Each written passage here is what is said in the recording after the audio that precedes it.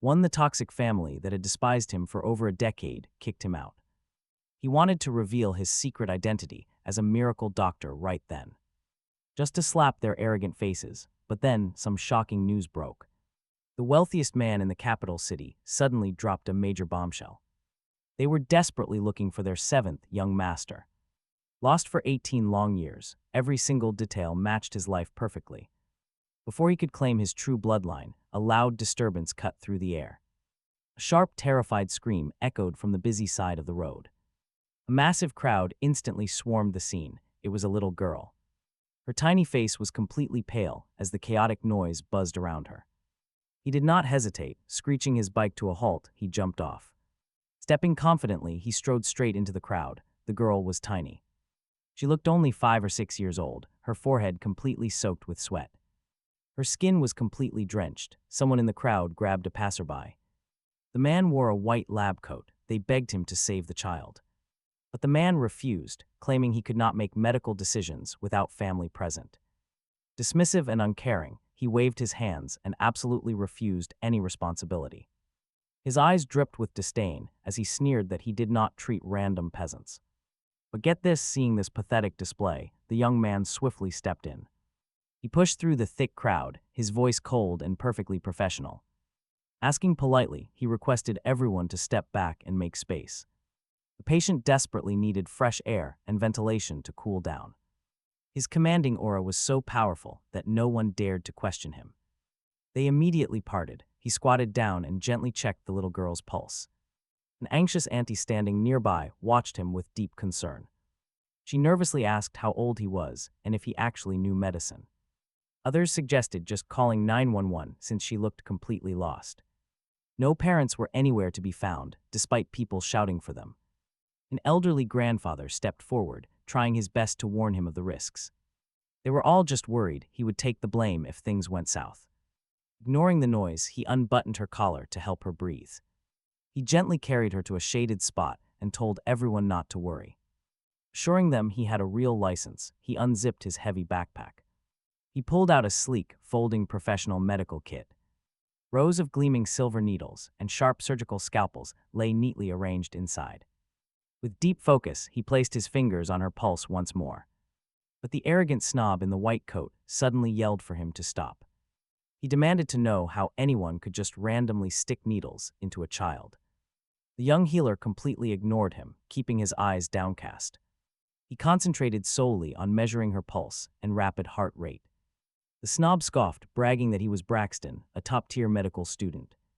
He claimed to study directly under the legendary Dr. Montgomery. Braxton sneered, demanding to know how someone so young could have a license. But the young healer remained incredibly calm, completely unfazed by the arrogance. Silently, he sterilized a gleaming silver needle for the child. Braxton was used to being pampered. No one had ever ignored him like this. Naturally, he lost his temper immediately, shouting that he was speaking directly to him. Even the old man knows to wait for the ambulance, he sneers. Are you an idiot? Our protagonist kneels down, his voice dropping to a freezing, absolute zero. Waiting idly only wastes the critical window for first aid. Did your precious teacher teach you that? Braxton snorts, raising his head so high he can barely see straight. He snaps that the one actually delaying first aid is the guy holding needles. He tells him to stop playing the clown and put those useless needles away. Throw away that traditional medical trash and let me perform CPR on her. Hearing this dangerous nonsense, the healer shoots him a freezing glare. It is severe heat stroke. Why on earth would you perform CPR on her? He calls him a complete quack. That single word makes Braxton completely explode. Who are you calling a quack? Do you have any idea who my mentor is? See, his mentor just returned from overseas with a highly prestigious medical award. So how dare this random brat question his elite training? Our guy does not care. He tells him to get out of the way. He gently presses the girl's fingers. He draws a needle, sterilizing it in one lightning-fast, highly practiced motion. Incredibly smooth. Seeing this dismissal, Braxton's eyes turn bloodshot with rage. He yells that he won't argue with a traditional medical scammer. Look at her purple lips. Obviously, she is suffering from heart failure. Lack of oxygen and heart strain trigger that respiratory reaction. Our healer meets his frantic gaze with cold, unwavering, analytical eyes.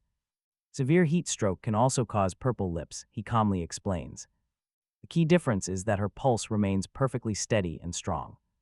Also, her lips are severely parched from prolonged exposure to extreme heat. You failed to notice even these basic, obvious medical symptoms. And yet, you still dare call yourself a student of Capital Medical. What a burn, a bystander quickly agrees with the callout. You are absolutely supposed to check the physical symptoms first. The crowd curls their lips in disgust at the elite school student. This guy is not so special. Our healer seems way more reliable. Just look at how incredibly professional he was during the pulse check earlier. How can Braxton endure this shame? Fine, even if it is heat stroke. Do you really think a few needles will cure her? What is the point of modern medicine? The healer's gaze turns ice cold as his eyes narrow with a dark vibe. You only represent your own incompetence, not the entire medical community. Now get out of the way, Braxton sneers, finally stepping back to watch. He wants to see exactly how this arrogant brat plans to save her. He crosses his arms, saying if a simple needle actually cures her, he will kneel. He will drop to his knees and call him daddy. The healer calmly accepts. He seeks the acupoint against the sun, swiftly raising his hand. And with a swift motion, the first gleaming needle lands with absolute perfection. The little girl winces, stirring as if coming around. She begins to wake up, her tiny brow knitting together. Seeing this, the watching crowd gasps in absolute awe. Oh my God, she is waking up. Braxton was instantly dumbfounded, his face turning. Chaotic mix of green and pale white. How is this possible? How on earth did he do that? Just one single needle and she regains consciousness. He raised his hand. Again looking completely calm and utterly collected, the second needle pierced the 10. Declarations points. He performed a precise bloodletting prick and instantly. The little girl popped her eyes wide open, showing a pair of perfectly round eyes. Dark and incredibly bright, she just quietly stared at him like a confused little owl, her small face still a bit pale. Everyone's eyes nearly popped out of their sockets. The auntie gasped out in utter disbelief, young man, you just randomly poked her twice and she is all better. He gently applied pressure around the needle prick, seeing that enough blood had been released. He used sterile cotton swab to press and stop the bleeding. Auntie, he did not just randomly poke her twice. The 10 declarations acupoints are located at the tips of the fingers, possessing the miraculous effect of clearing heat and opening the senses. Her illness is a heat syndrome caused by excessive summer heat, and acupuncture can cure it. Wow, you make it sound like it is actual science. Braxton laughed like a hyena. This little brat has not said a single word since she woke up, and that needle probably caused some severe brain damage, which left the auntie completely and totally bewildered, saying she is clearly awake. So what brain damage are you blabbering about, young man? Are you just trying to weasel out of apologizing? What does this even have to do with you? Braxton glared at her and suddenly let out a villainous laugh. Oh, he gets it now. They are in cahoots. Right? One person pulls the crowd in while the other plays victim to scam. Money, this is a massive coordinated fraud ring. He knew none of these traditional medicine folks were any good. Hearing this absolute garbage, his eyes narrowed dangerously, just as he was about to raise his hand to teach him a lesson. Who knew the little girl would suddenly speak up in a weak, yet incredibly cold voice? She declared that traditional medicine has been the national treasure of their country since ancient times. Uncle, your medical skills are pure trash, and you really need to read more books. Braxton was instantly struck dumb. He had literally just claimed the little girl was not cured, and the very next second she spoke up and used his own words against him. Talk about an absolute instant karma moment. Right across his smug face, the auntie laughed so hard she was swaying. Hey, Capital Medical genius, she is talking to you. Read more books. Braxton snapped that he would not stoop to the level of bottom-feeding peasants, his face dripping with pure disdain as he called them poor losers. Before he could even finish his ridiculous sentence, the young man flicked a silver needle straight from his hand. It grazed right past Braxton's cheek, stabbing violently into the locust tree right beside him. That ruthless precision made Braxton's entire body freeze in terror. His legs turned to absolute jelly. The young man spoke with a slow, methodical rhythm. Did you forget something? He was clearly just a teenager, but the terrifying aura radiating from him was overwhelmingly suffocating. Braxton forced himself to act tough, stammering what did. Forget apologizing, call me daddy. He tapped his phone twice. Braxton refused.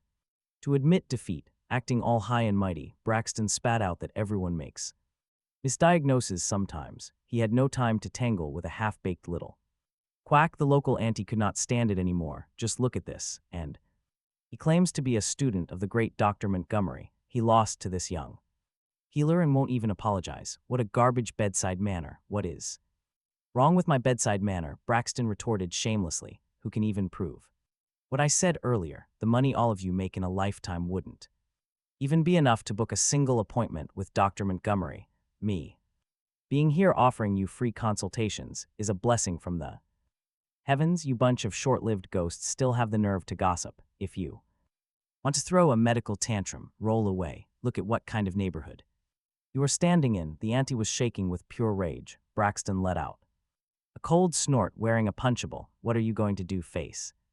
It is a society ruled by law now. He absolutely didn't believe this. An orthodox healer would actually dare to lay a single finger on him. Braxton, who never looked at ordinary citizens with anything but contempt, completely failed to realize the exact moment the young healer lifted his eyes. His gaze had shifted into something deadly. He just carelessly played with a hard candy in his hand. Then, with a heavy flick of his finger, the candy shot toward Braxton like a bullet. Wham! Braxton's knees instantly gave out. He dropped heavily onto the concrete with a loud thud. The bone-piercing pain made him instantly scrunch his face in agony. Braxton struggled frantically, trying to stand up, only to realize his entire body felt like it was encased in cement. He couldn't speak, he couldn't move his hands. It felt exactly like someone had hit a paralyzing acupoint from a martial arts movie. He casually strolled right up to him. His voice was devoid of any warmth. As a medical student, you can't even perform the most basic observation, listening, questioning, and pulse, yet you dare to make a reckless diagnosis. The title of a doctor isn't a tool for you to act superior to others. It's meant for you to heal the sick and save lives with a compassionate heart. Your medical skills are garbage, and your morals are even worse. Today, I'll gracefully accept this grand kowtow of yours. Consider it me cleaning house on behalf of your precious master. You. Braxton's eyes were practically shooting lasers of pure hatred. He leaned down slightly and lowered his voice right next to his ear. Since your skin is so incredibly thick, what did you do to my body? Braxton tried to scream at the top of his lungs. I am calling the cops. Someone is assaulting me. Hearing this, he let out a soft chuckle. Who can prove that, Mr. Braxton? You clearly dropped to your knees all on your own. I certainly didn't push you. He totally deserves it. The surrounding crowd felt nothing but pure, unadulterated satisfaction. The young lad didn't even touch you. Stop trying to scam us. Exactly, he is the one who refused to save the kid in the first place. And when the young lad saved her, he is the one who stood there making sarcastic comments, calling us bottom-feeding, short-lived ghosts with every breath.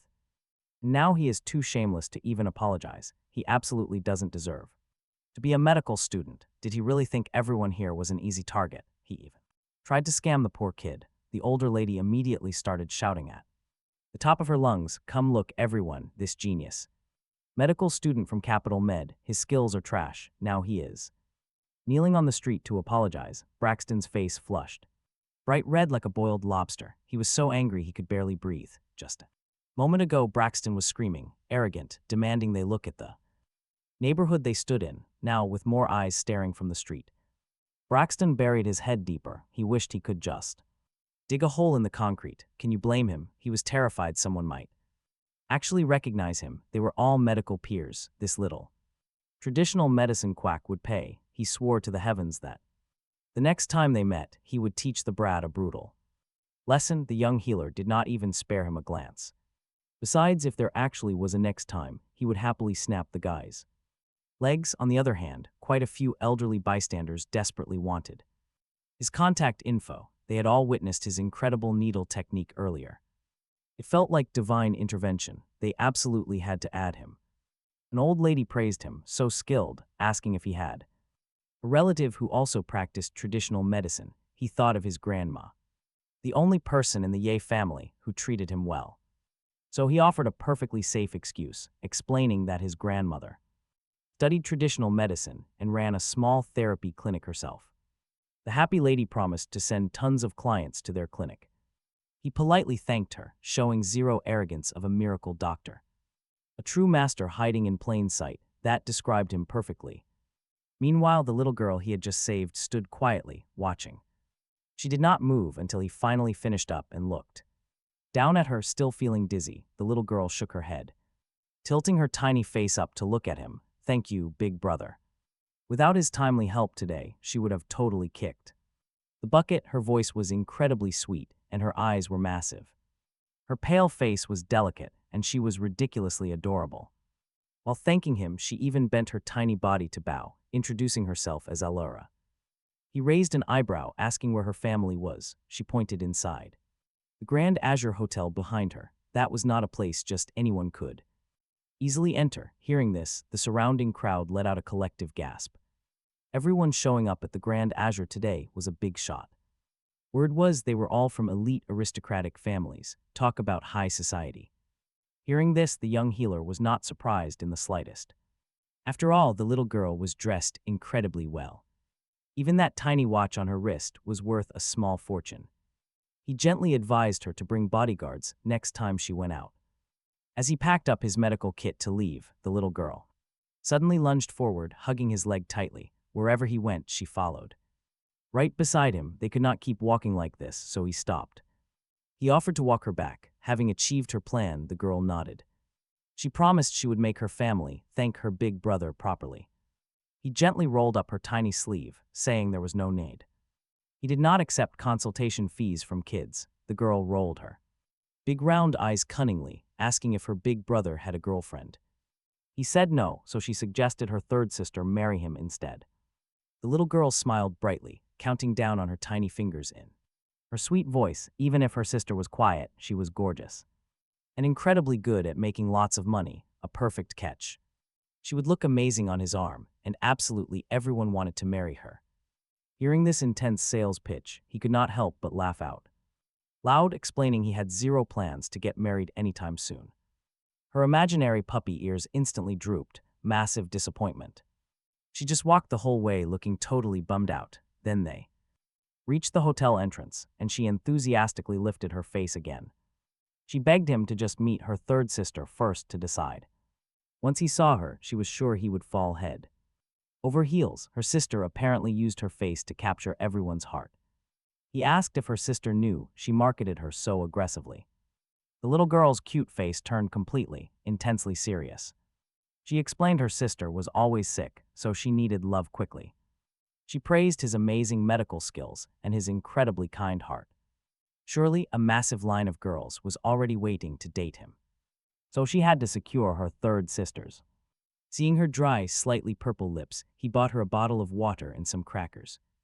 He told her to talk less since she was still recovering. The little girl was obedient, eating whatever he handed her, but she still could not open the bottle herself, raising her tiny hands high to ask her big brother to help her. Just then, Cedric, the special assistant sent to fetch her, stepped out of his car and witnessed this exact scene. Was not that the fake young master who just got kicked out by the Ye family? Why was Miss Aurora hanging out with him? She was even letting him open her water bottle. Did her entire personality just undergo a complete factory reset? A flash of surprise crossed Cedric's eyes, but he quickly suppressed his emotions and hurried forward to tell Miss Aurora how glad he was to finally find her safe. She proudly announced her big brother saved her, holding his hand as her face turned haughty, showing a glimpse of her true bossy self. Cedric gave a polite bow, keeping it strictly business as he offered a brief thank you. The young man looked back with indifference, saying she already thanked him herself.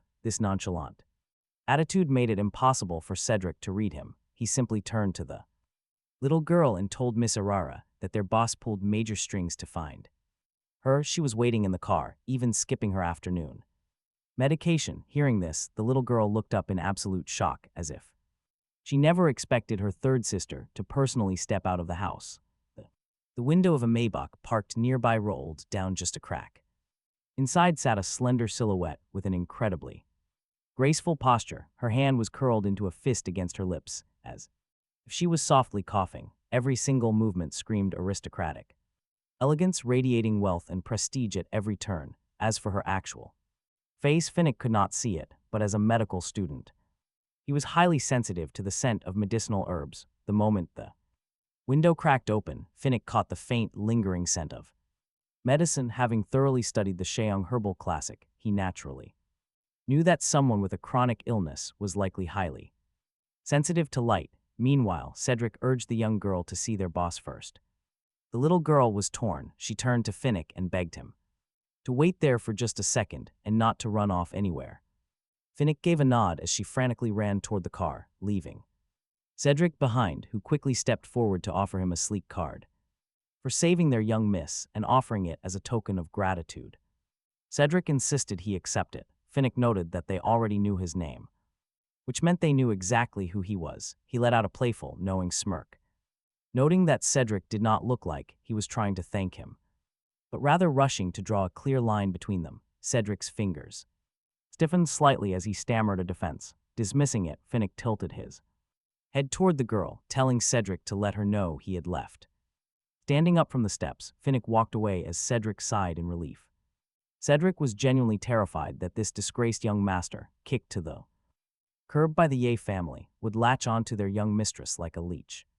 With the sunset fading behind him, Finnick grabbed his heavy black backpack and turned to walk away. The woman inside the Maybach turned her gaze, catching only the very tail end of his quiet departure from the scene.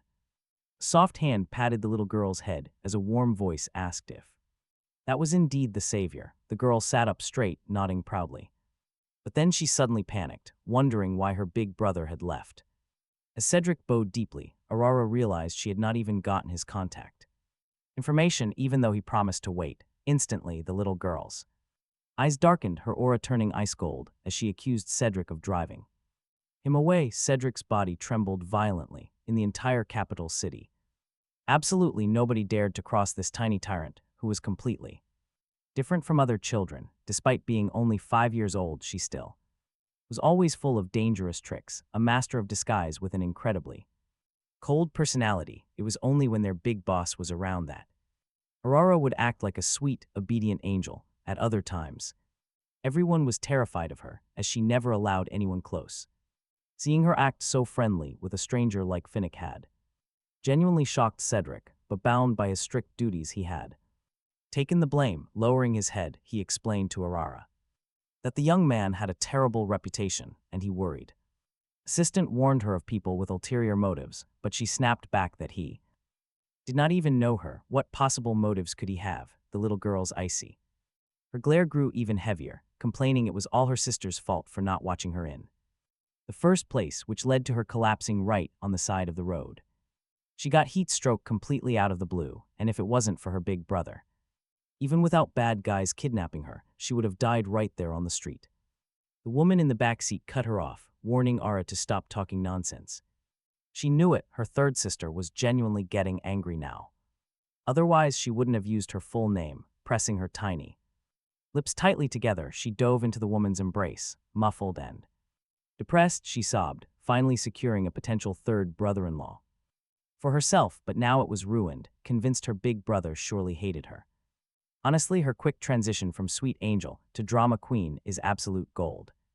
Especially after acting so innocent moments ago. The woman sighed heavily, her elegant fingers gently pinching the little girl's cheeks to straighten her face, stating her lifelong marriage plans did not require Ara's miniature brain to stress over.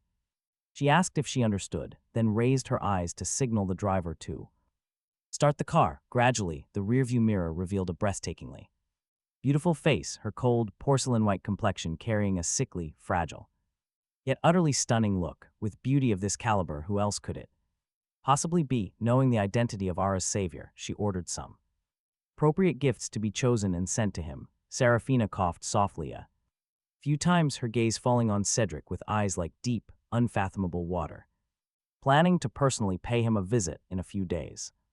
Being stared at like that made Cedric break out in a cold sweat. He absolutely didn't dare look his boss in the eye again, quickly answering, "Yes, boss."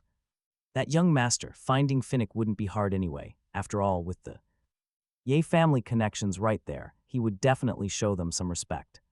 Cedric's imagination was running wild, but little did he know the current me had absolutely zero desire to see anyone from the Ye family because they were nothing but a massive headache. Yet annoyingly enough, the Ye Family loved to throw themselves in her path, just like right now. She had just finished dropping off the kid and was about to ride her bike home when a painfully familiar voice suddenly rang out from beside her. "Why are you here?" The person speaking was her adoptive mother, Beatrice. Her tone was so drenched in disgust it was practically dripping. She couldn't even be bothered to use Mi's actual name. She cast a sideways glance over there, only to see a whole crowd of people standing nearby. Aside from her adoptive father, Reginald, there were also relatives from Beatrice's side of the family, and Julian, the precious fake son they had just welcomed back, was there too, like stars. Surrounding the moon, Julian was gently supporting an elderly man, smiling softly and whispering something in his ear. The elderly man seemed extremely pleased with Julian, gently patting his shoulder, a picture of perfect harmonious joy. Beatrice clearly didn't want the VIPs behind her to see me. She turned her body, trying to block me from view. Beatrice demanded an answer. "Why are?" Beatrice tried her hardest to hide her irritation, but her voice gave her away. She had made everything perfectly clear to Finnick just yesterday. His real parents were out in the countryside. Instead of finding them, why follow them to the hotel? If 10,000 was not enough, she promised to send more later. She was barely holding her temper in check. Finnick stood there in basic jeans and a loose backpack. She could not believe he dressed like this after leaving them. Was he broke? Beatrice took a deep breath. She whispered softly, saying she knew he hated the countryside. Living in extreme luxury was hard to let go of. But they owed him absolutely nothing. She offered a card with 50,000, telling him to leave. Finnick watched her rush to cut ties. He lazily leaned against his bicycle, keeping his eyes half closed. But wait, before he could speak, a sharp voice cut in. An elderly, silver-haired man walked over. Beatrice quickly panicked and lied, claiming he was just a distant relative. They bumped into each other, she claimed. The elderly man nodded in deep approval of her apparent kindness. He looked at Julian, praising him. Julian was currently staring at Finnick with wide, innocent eyes. He hesitated, pretending to hold back. Then he whispered that his mother always taught him to help. Helping others was the core of being a good person, apparently. The elder smiled and pointed at Reginald. He congratulated him on raising such an outstanding son. Reginald hesitated to reveal the truth. But hearing this praise, he did not hesitate any longer. He bragged about Julian being smart. The fake one could never read a room, he added. Reginald told Beatrice to go inside and not stress over relatives. Beatrice looked at Finnick, sighing heavily. She pleaded with Reginald to talk some sense into him. Her fake pity was totally obvious. Finnick watched this entire ridiculous circus with complete indifference. Yet his powerful presence was simply impossible to ignore. Reginald glared, barely hiding his anger. He shoved the card into Finnick's hand with a threat. "Take the money and scram immediately." Today was the big ceremony, and nothing could ruin it. Finnick just leaned against his bicycle. But as the man spoke, a slow smirk crossed his face. 50,000 in charity, they sneered. The Yi family was really sparing no effort to demean him. As a greedy, cheap, and pathetic country bumpkin relative, just when everyone thought she was going to pocket the card and scurry away, she did the opposite. She threw the bank card straight back at them with a crisp, clean movement. Fast, aggressive, dead on, the entire crowd froze. Beatrice lost control and shrieked at the top of her lungs, demanding to know what she was doing when they only wanted to help out of pure kindness. She rested her chin on her hand, letting out a slow, deliberate smile. She told Madame Beatrice that she had zero interest in their little acting troupe. Reginald should keep that money to maintain Madame Beatrice, because after all, being a mistress who fought to the top takes quite a bit of energy. Beatrice felt her chest heave violently with rage, almost spitting out curses. Reginald clenched his fists so tight that his knuckles began to pop. If there had not been outsiders present, he would have exploded. A punch would have been thrown right then, since Beatrice was not his first. Reginald originally came to Southbridge to do business, and that was when Beatrice set her sights on him, and they immediately ignited like wildfire. Reginald lusted after the Beatrice family power in Southbridge, so he ruthlessly abandoned his original wife in their small county town to marry her. But absolutely nobody dared to drag this dirty laundry into the open. And honestly, her single sentence completely shattered their romantic facade. The love story that Reginald and Beatrice had so carefully crafted was gone. They never realized this wild girl would be so incredibly hard to handle. The faces of everyone there looked like they swallowed a whole sour lemon. Even the elderly man frowned, completely unaware of this shocking drama. Julian, the newly recovered young master, already knew all these dirty details. The clever little snake knew perfectly well that this was getting out of hand. This was not the time to let her keep running her mouth, so he spoke up. He suggested heading inside for the banquet, which immediately broke the tension. This snapped both Reginald and Beatrice right back to reality. Reginald, the ultimate master of his public persona, stared daggers at her. He sneered that since she came from a small town and had no filter, they would not stoop to her level before turning back to Beatrice. He warned his wife to be more careful about who she tried to help.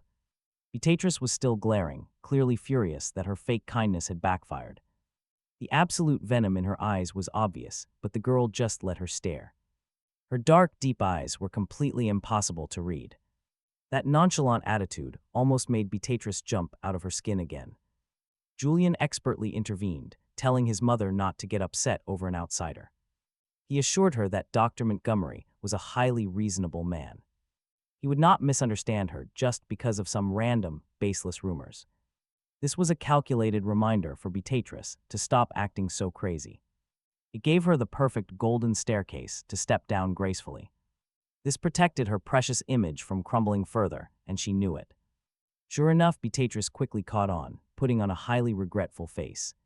She let out a long sigh, playing the victim for everyone present. Julian smoothly steps in to comfort his mother, telling her she did nothing wrong.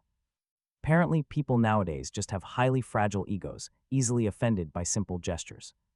Sensitive folks will always assume someone is looking down on them. It is a cheap way to paint our main character as pathetic and dramatic. But the young man just looks up, highly amused by the kid's manipulation. Still, Julian keeps going, putting on his best gentle voice. He offers a fake apology on his mother's behalf, playing the good guy. He tells his brother to stop following the Yi family since he rejected the cash. After all, he can work and provide for himself with his own two hands. He claims he is only worried his mother might hurt his pride again. And of course, the crowd falls for his act hook, line, and sinker. People look back and forth between them, already making up their minds. To them, the two brothers are as different as clouds and mud. Julian seems so kind, while the older brother looks like a greedy, scheming creep. Even the crowd behind the elderly doctor shakes their heads in pure disapproval. Seeing this, the main character just flashes a wide, knowing grin. His sharp eyes seem to look right through everyone's souls. For some reason, Julian actually avoids his gaze, feeling a sudden chill. He feels uneasy around this brother, who refuses to play by the rules. The Yi family raised him for over 10 years, so what more does he want? Does he honestly still think he can play the young master? Absolutely not. Beneath his guilt, Julian looks down on him with nothing but pure contempt. He just hides his disgust flawlessly, keeping up his soft, gentle act. The elderly doctor smiles, agreeing that Julian is absolutely right. He mentions how medical psychology explains this exact type of behavior. Teenagers from small towns are often way too sensitive about their status. They worry so much about others' opinions that they mistake kindness for an insult. Turning to look at our main character, the old man starts lecturing him. He advises the young man to let go of his grudges in the big city. Our main character listens to the high and mighty lecture with quiet amusement. Then he suddenly throws out a completely unrelated question. He asks if he is the legendary Dr. Montgomery who claims to cure everything. The doctor is visibly annoyed by this casual attitude, demanding to know what of it. Our main character offers some advice, saying mistaking a fake for a pearl is minor. Being a bad judge of character is one thing, but there's a much bigger problem. Letting poorly trained students run around treating patients is a complete disaster. He points a single finger right down the busy road. Right over by the traffic light, his beloved student is currently in trouble. He is kneeling right on the hot concrete. Oh, this is getting good. The doctor's face fills with sheer disbelief as he laughs out loud at this. He claims his student would never do that, but he is quickly interrupted. Another student comes running up to them, gasping heavily for air. He gasps that something terrible has happened to their senior brother. He is kneeling right in the street and completely refuses to get back up. The old doctor's elegant and dignified expression freezes instantly. The smugness from moments ago vanished without a trace, leaving a heavy, awkward silence. The air grew so thick you could cut it with a knife. Talk about peak public humiliation, because the elderly man's current state illustrated it perfectly.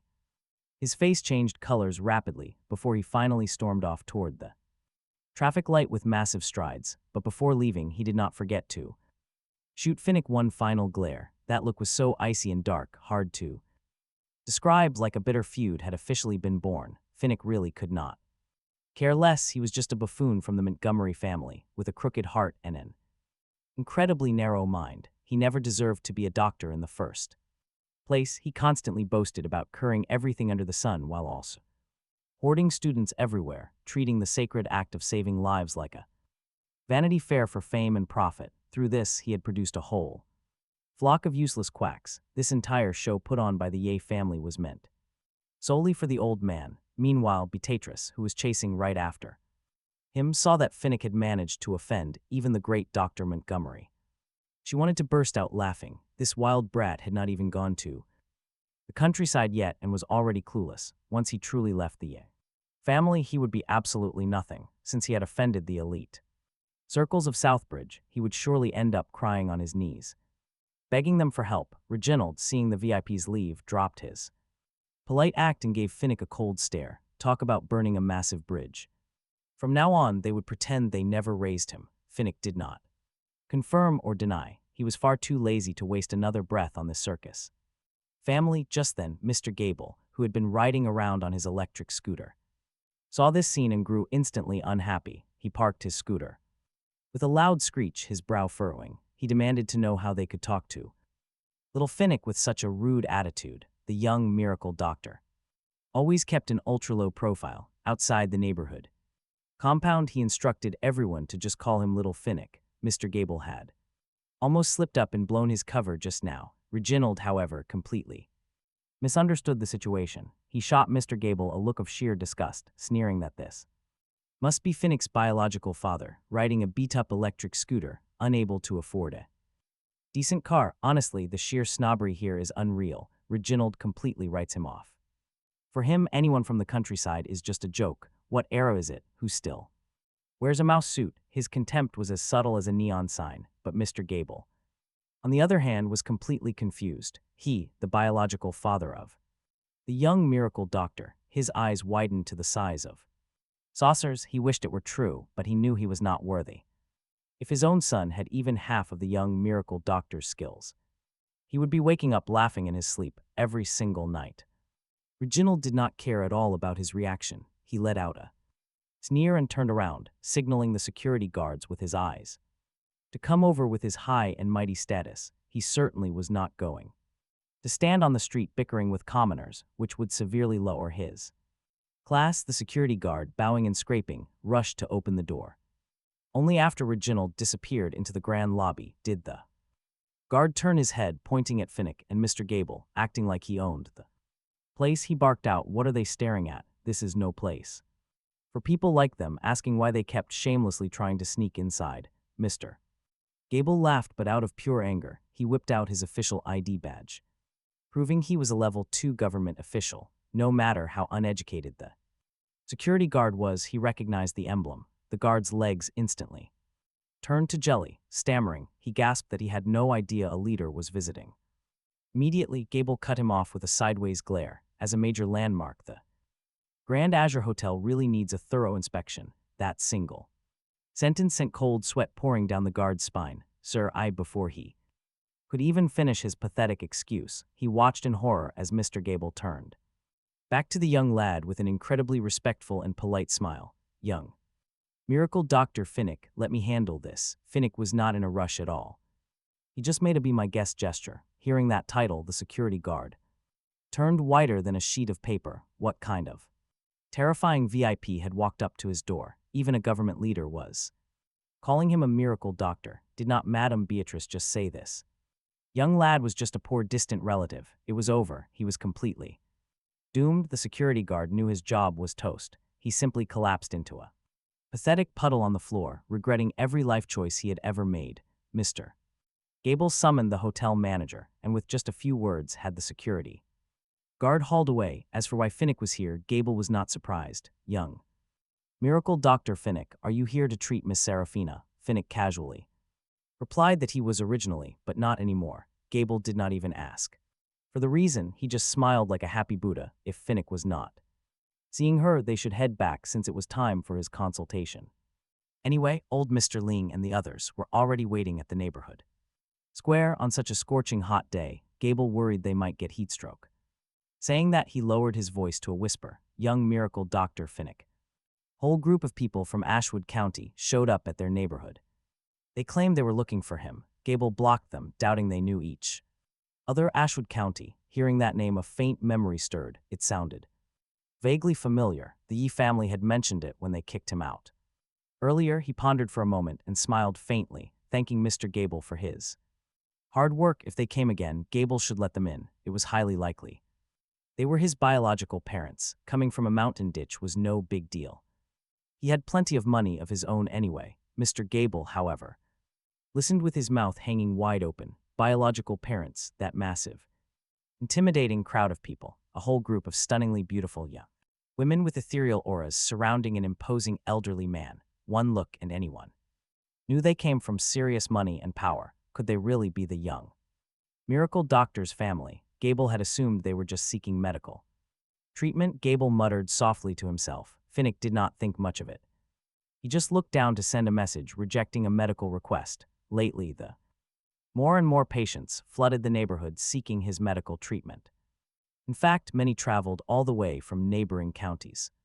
It made complete sense. Gable assumed his parents were in Ashwood. Finnick finally spoke, suggesting they head back right now. We cannot keep old Mr. Ling waiting. Gable quickly nodded with a smile. He agreed instantly. Meanwhile, outside the compound, things were tense. The Chin family was practically burning with intense anxiety. Their young ladies had urgent business and had to leave first. This left Grandpa Sterling sitting in the luxury van, looking absolutely terrible. He was frustrated. Why was nobody recognizing the seventh young master? Why did everyone claim that no such person even existed here? Barnaby panicked, sweating profusely under the old man's glare. Manager Barnaby wiped cold sweat, explaining the mix-up in Ashwood County. He explained that the Ye family mistakenly took the wrong child. He had already sent his men to investigate their residence. The seventh young master might still be living with them. Sterling glared. He exuded an incredibly oppressive aura. He ordered Barnaby to go personally, sending the manager scrambling out. He scrambled. Grandpa Sterling coughed heavily from sheer frustration. Missing his grandson for so many years had completely ruined his health. His condition was deteriorating rapidly after the exhausting trip. He even had a lung infection, worrying his personal physician deeply. The doctor warned him that his body could not delay treatment. He needed immediate hospitalization before things got any worse. Even if he refused the capital, they could start here in Southbridge. With Barnaby keeping watch here, they would eventually find the boy. They would get news of the seventh young master sooner or later. Initially, Grandpa Sterling refused, but a sudden severe fever spiked. The driver did not wait. He immediately started the engine. They sped away from the neighborhood, leaving the area in a flash. Nobody in the vehicle noticed. Just then, a teenager on a bicycle rode right past them, brushing shoulders with destiny itself. Mrs. Higgins, the fruit seller, spotted Finnick locking up his bike. She rushed over, excitedly asking if little Gable had warned him about the suspicious folks. A bunch of sneaky characters were snooping around, looking for you. Outside, Gable was a respected boss, but here, he was just little Gable. That showed her true street cred. Finnick did not care about titles. He simply smiled, naturally reaching out to check the elderly woman's pulse. He noted that Mr. Gable had gone out of his way for this. He rode his electric scooter all this way. He really gets things done. Mrs. Higgins proudly shot Mr. Gable a highly approving look. Getting praised by these retired bigwigs was an incredibly rare honor. He looked at Finnick with immense gratitude, agreeing that Teacher Higgins was right. He promised to do his duty and assist the young miracle doctor anytime. Finnick did not decline the offer, smiling as he accepted the help. He tells Mr. Gable that neighbors helping each other is how to build a solid bond. If he had acted too polite, Mr. Gable might have only helped him out of sheer obligation, simply to give those retired leaders some face. But from the very beginning, Mr. Gable recognized he was bound for greatness. Now the man practically worships the ground he walks on. Meanwhile, inside the Grand Azure Hotel, Reginald suddenly sneezes violently right in the middle of a phone call. His brows knit tightly as he barks out, "What did you say? People from Ashwood County are here." "Yes, but they explicitly demanded to see that fake young master demanding to find his current whereabouts," the person speaking on the line is the exact same butler who kicked him out on day one. Hearing this, Reginald's mind flashes back to that beat-up electric scooter. His eyes filled with sheer annoyance. No wonder he refused the money earlier. Thinking it was not enough, wanting to cling to the Yi family like a leech. Butler sneers viciously, calling that entire family shameless to the core. He promises to deal with them personally and send those pests packing immediately. Peels off sticky pests easily, ever the scheming businessman Reginald. Warns him not to make it look too ugly, since the Yi family has a reputation to uphold. The butler tells him not to worry before Reginald hangs up the phone and heads back inside to continue toasting the guests. Very soon, their precious Julian will officially become a disciple of the Montgomery faction, given the Montgomery family's immense prestige in the medical world. They will definitely connect with the powerful Yin family from then on. Julian's path to success would be paved with gold at such a critical and life-altering moment. Why on earth would he waste precious time dealing with the young doctor's poor relatives? It was an absolute joke, but Reginald not returning home that day would become his single greatest regret. Just watch.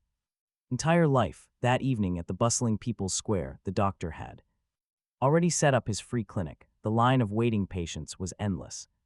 He barely had time to take a sip of water, but all evening his phone had been vibrating nonstop. When he finally opened it, messages piled up. "Boss, why did you reject the Yin family's request?" "Boss, I already promised my family you would come." "Boss, did something happen to you?" Seeing that he wasn't going to shut up anytime soon, he freed a hand and fired back a quick reply. He went, but the security guard blocked him. The security guard, the grand young Master Lin, never in his wildest dreams imagined his grandmaster plan would be thwarted by a random security guard.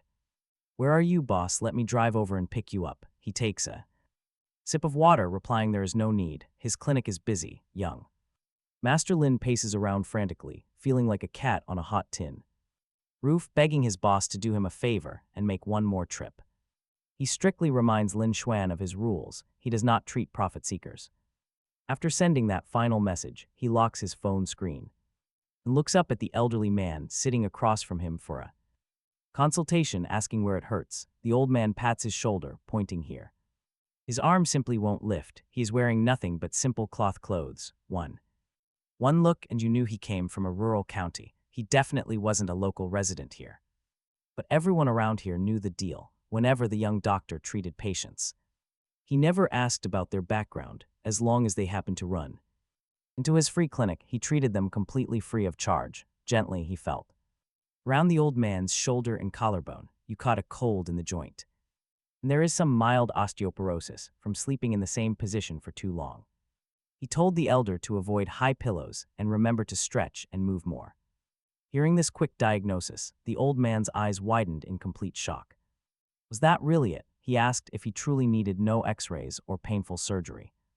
The doctor chuckled softly, telling him it was a minor issue and to extend his arm. The old man obediently held out his arm, his face still laced with heavy suspicion. The healer grabbed his arm, pressing his fingertips precisely onto the key acupoint. With a forceful, sudden upward thrust, a loud crack echoed through the air. Before the elder could even process what happened, the doctor smiled, telling him to try moving it. The old man cautiously swung his arm around, his face instantly turning into a portrait of absolute disbelief. It was cured, completely cured. Talk about a miracle. Tears welled in his eyes. He grabbed the young doctor's hands tightly, thanking him over and over with deep gratitude. He explained how he had visited so many hospitals, and even Dr. Montgomery demanded surgery. Being just a simple man from a small town, his family had absolutely no money to spare. He had resolved that if push came to shove, he would just leave his arm untreated. He was incredibly grateful to have run into such a kind soul today. Calling him a living savior, the elder explained he was originally just passing by.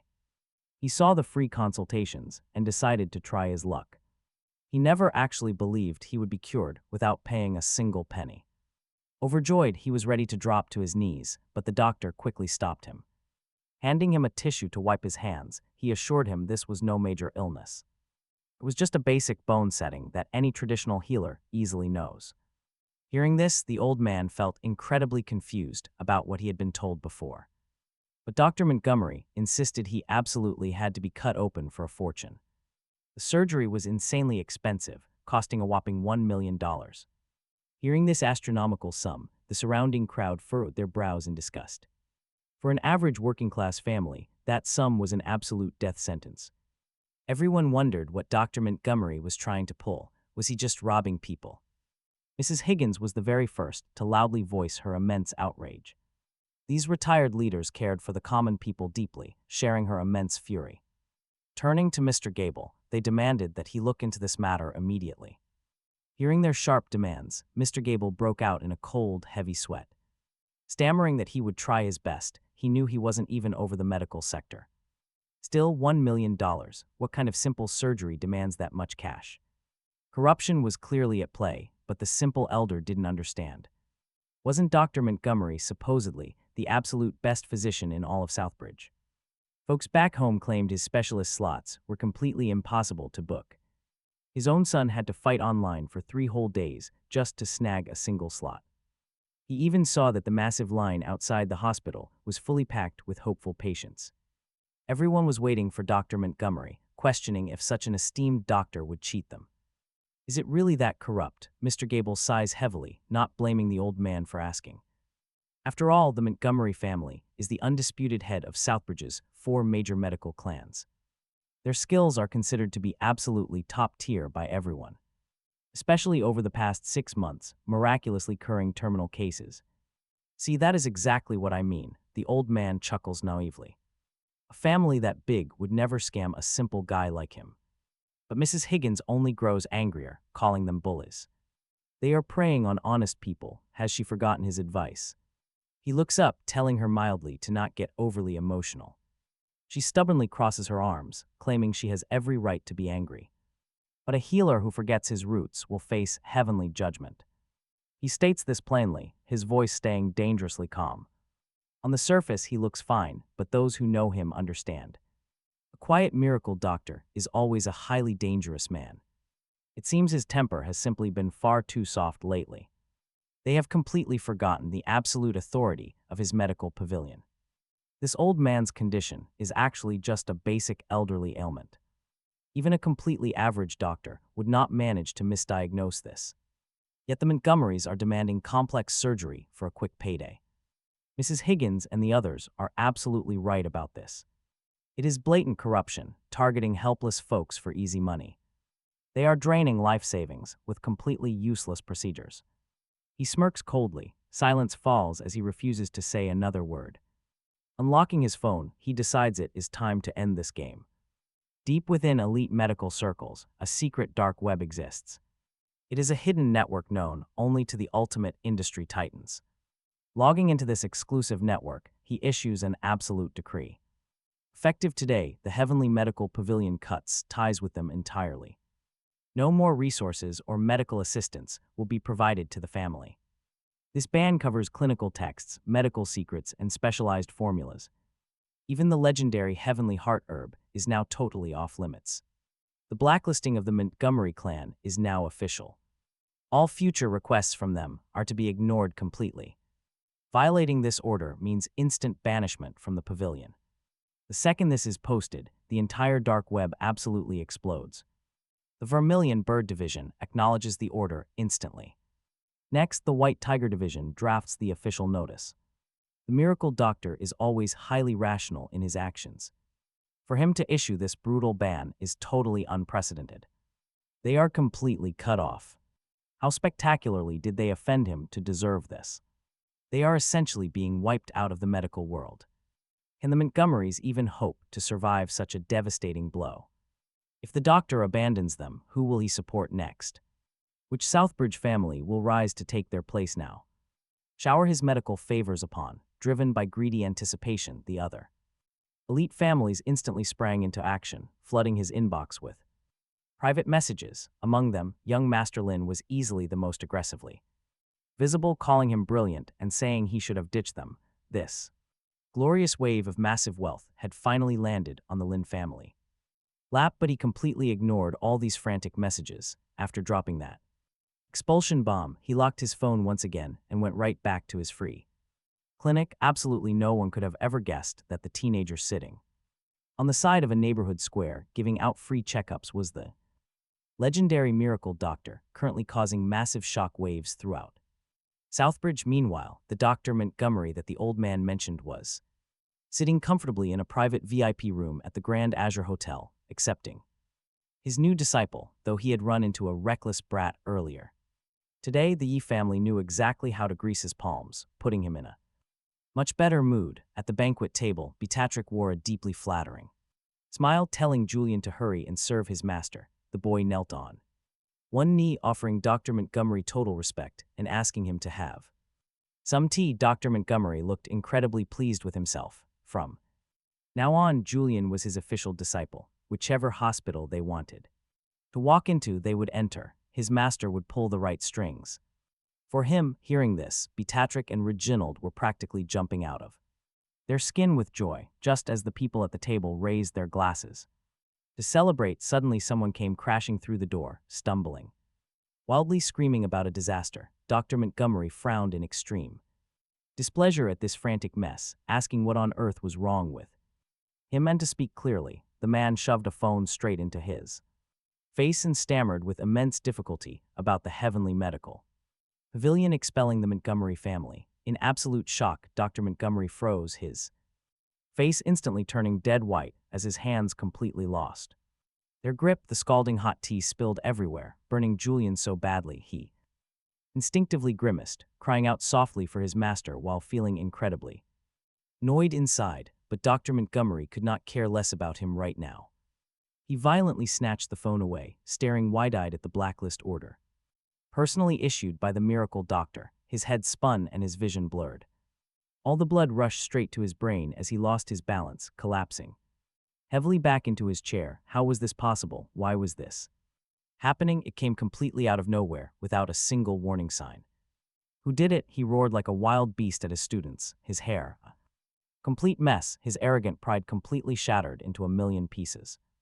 Who on earth offended the heavenly medical pavilion? The medical students shook their heads in utter confusion, not even knowing what the pavilion actually was. In his sheer panic, Dr. Montgomery had completely forgot that the heavenly medical pavilion was a legendary entity, only known to the absolute elites of the medical world. Every single year, the pavilion distributed massive medical aid and advanced knowledge to major hospitals, elite medical families. The only reason the Montgomery family had been able to ruthlessly crush the other 3 medical families this past year was entirely because of the backing of the heavenly medical pavilion. Such classified information was impossible for average medical students or minor families to access, and now the heavenly medical pavilion had permanently blacklisted their entire family. How was the Montgomery family supposed to survive? From now on, Dr. Montgomery was shivering so hard he didn't even dare to guess the reason. As arrogant as he was, how could he possibly imagine that the annoying kid he looked down on was the very orchestrator of his family's spectacular downfall? Seriously, he is completely clueless. He still can't wrap his head around it. The Montgomery family had always treated the heavenly medical pavilion like absolute royalty. Why on earth were they blacklisted? Could it be the shady stuff they had been pulling at the hospital lately was discovered by the pavilion? But how? They were always so incredibly careful. They only ever targeted poor people with absolutely zero background or connections. How could the pavilion possibly find out? Dr. Montgomery looked like he was about to pass out, so Beatrice quickly rushed forward to comfort him, claiming it is probably just some minor faction. Everyone in Southbridge knows how powerful his family is, so why should they fear some outsider group? She begs him not to stress. Dr. Montgomery rolled his eyes so hard he practically saw his own brain. What did she even know? A minor faction. did she have any idea where the pavilion is headquartered in the capital, an elite institution existing for over a century. They were the exclusive royal physicians for the emperor during the chaos of the late Qing dynasty, saving countless lives, and she calls them a minor faction. Of course, he didn't scream that out loud given his cunning nature. There was absolutely no way he would expose the fact that his family was practically finished in front of a crowd. What he desperately needed to do right now was stabilize these clueless minor families who had never seen the real world, asserting that they are right and everyone knows exactly how dominant the Montgomery family is in medicine. It is just that on such a joyous day, getting hit with bad news is a total buzzkill. Reginald, being a businessman at his core, felt there was something deeply weird about this whole situation. Beatrice, on the other hand, was terrified her son's apprenticeship was going to go up in smoke, so she continued blindly flattering him, praising how Dr. Montgomery even wins major awards overseas. Now that he is back in the country, he will make everyone bow down to his expertise. Dr. Montgomery conveniently left out the fact that the targeted drug analysis that won him that overseas award was actually provided to him by the Heavenly Medical Pavilion. He just let out a heavy fake sigh, muttering that they must keep a low profile since his family has its shortcomings. For instance, during this upcoming treatment for the young master of the Yin family, they are missing a crucial Chinese medicinal herb, the heavenly heart herb. Otherwise, they wouldn't have to rely on other family herbs. Julian's eyes widened in a display of pure innocent realization, as Julian casually acts as if he's bringing it up by accident, mentioning his grandmother's stash. She has that specific herb, along with an old, mysterious medical book.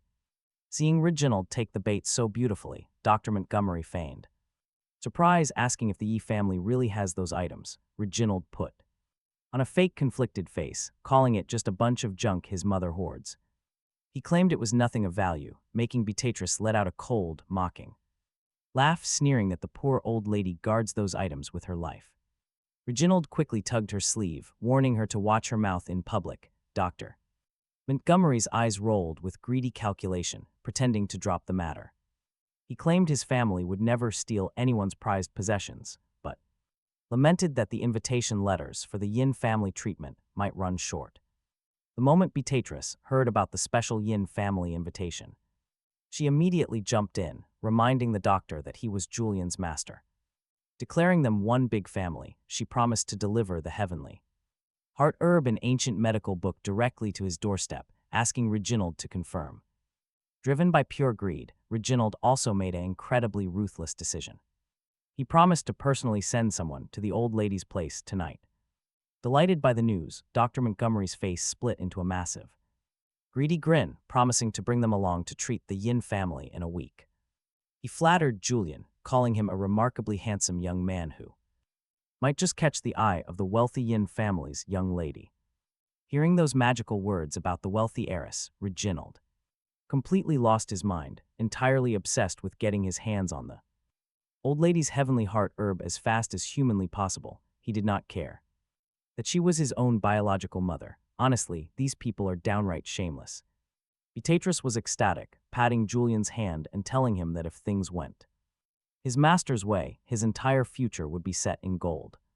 After all, they were talking about the Yin family's daughter. Julian nodded, elegantly, promising to perform flawlessly when he accompanied his master to the consultation. The elite Yin family was the absolute ruler of the capital cities. Aristocratic circles, possessing truly unimaginable, heaven-defying wealth. Who wouldn't want to marry their young lady? The Yi family was really dreaming in broad daylight, as a profit-driven leech like Dr. Montgomery was only dangling a carrot to use them to get his hands on the Yi family's heavenly heart herb. They were sucking up to the completely wrong person, blind as bats. Talk about absolute delusion. Meanwhile, Finnick was still completely unaware at the neighborhood square that someone had targeted his grandmother's clinic. He gave some final instructions to an elderly patient, advising him to reduce salt in his diet and eat plenty of fresh produce, warning him never to believe anyone pushing surgery. The old man listened, asking with lingering uncertainty if he could really just go home like this without taking several rounds of heavy medication. Finnick smiled gently, reassuring him that there was absolutely no need for it. The fresh countryside air would be naturally healing after running around. Frantically for so long, the old man finally let out a massive sigh of relief. The patient left in complete relief, eyes brimming with tears of gratitude. With his very last patient finished, he prepared to pack away. His medical kit, just then Manager Barnaby, who had watched all day, came charging right over toward him like an absolute bowling ball. He shouted in excitement, calling him the seventh young master at last. Manager Barnaby spoke with a heavy capital city accent, so wildly excited that his beer belly literally bounced. The young doctor turned his head to look at him, noting his expensive, custom-tailored suit. He was not very tall, but he radiated the pure aura of a high-end corporate executive. Would this flashy executive actually convince him? Honestly, it was not looking good. Telling him he had the wrong person, Manager Barnaby disappointedly repeated the words. In his head, staring at this teenager's strikingly handsome face, his clean, elegant aura, genuinely believing this was the seventh young master he was tasked to bring home, but realistically he was clearly just grasping at straws in a panic. The files from Ashwood County never mentioned a single word about the seventh young master knowing anything about medicine, yet this teenager's medical skills were practically godlike. If he truly was indeed that young master, the Yi family would have bragged about it endlessly. It was just that his back looked so incredibly similar, leading to a moment of pure delusion. Once the misunderstanding was cleared up, he picked up his bag to leave, but Manager Barnaby scrambled to block his path again, begging the young doctor to please come to the hospital. He frowned deeply, gesturing for the man to explain himself. Manager Barnaby wiped the sweat from his forehead, not daring to reveal the Chin family's true identity, choosing a safe, generic excuse instead. His boss had taken a trip to the countryside and inexplicably spiked a massive fever, burning up for a full 24 hours. They tried antibiotics and put him on a hospital IV drip, but the old man's temperature just would not go down, so he desperately needed a miracle doctor. Hearing the patient was already hospitalized, the young man was not super keen on the case, since the patient was in the hands of highly trained professionals. His condition should naturally improve. Besides, his grandma still did not know the Yi family had kicked him out, and he wanted to head back to the clinic, but out of sheer desperation, Manager Barnaby blurted out that his boss was admitted at the Southbridge Medical University affiliated hospital with Dr.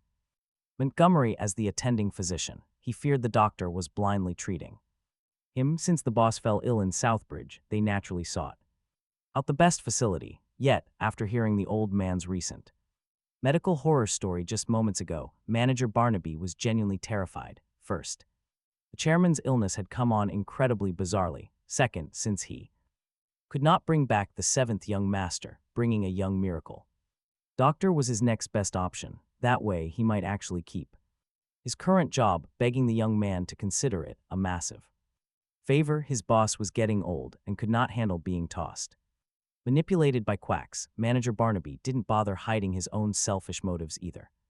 Hearing Barnaby plead that he couldn't lose his job, the young doctor listened quietly. He thought about it for a split second, then announced he charged a house call fee. Asking for $1,000, the manager eagerly agreed with a frantic yes.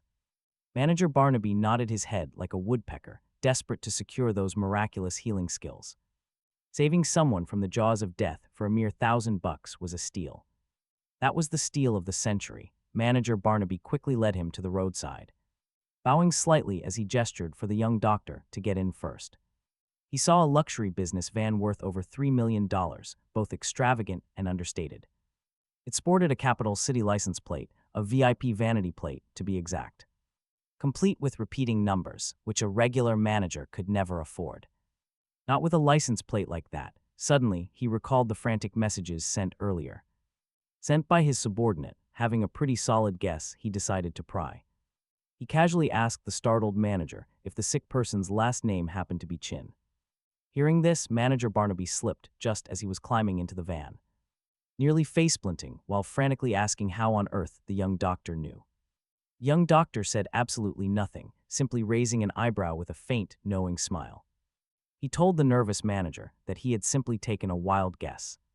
Manager Barnaby let out a massive sigh of relief, thinking that explanation made total sense. How could a simple local doctor know anything about the capital's elite circles? His lifestyle was incredibly simple, just offering free health checkups to the local elderly folks. He definitely had no access to the upper echelons of capital society. Besides, the elite Chin family had always operated with the most extreme and absolute discretion. They absolutely despised making public scenes, and this entire trip to Southbridge was strictly confidential. They only wanted to secretly retrieve their lost seventh young master. Without any unwanted attention, so that casual remark earlier nearly caused him a heart attack. The manager genuinely believed he had completely blown the chairman's secret cover. With so many greedy local families in Southbridge desperately trying to latch onto their wealth, any leak to those greedy vultures would completely ruin the chairman's chance to recover. The young doctor saw exactly what was running through the manager's highly anxious, panicked mind.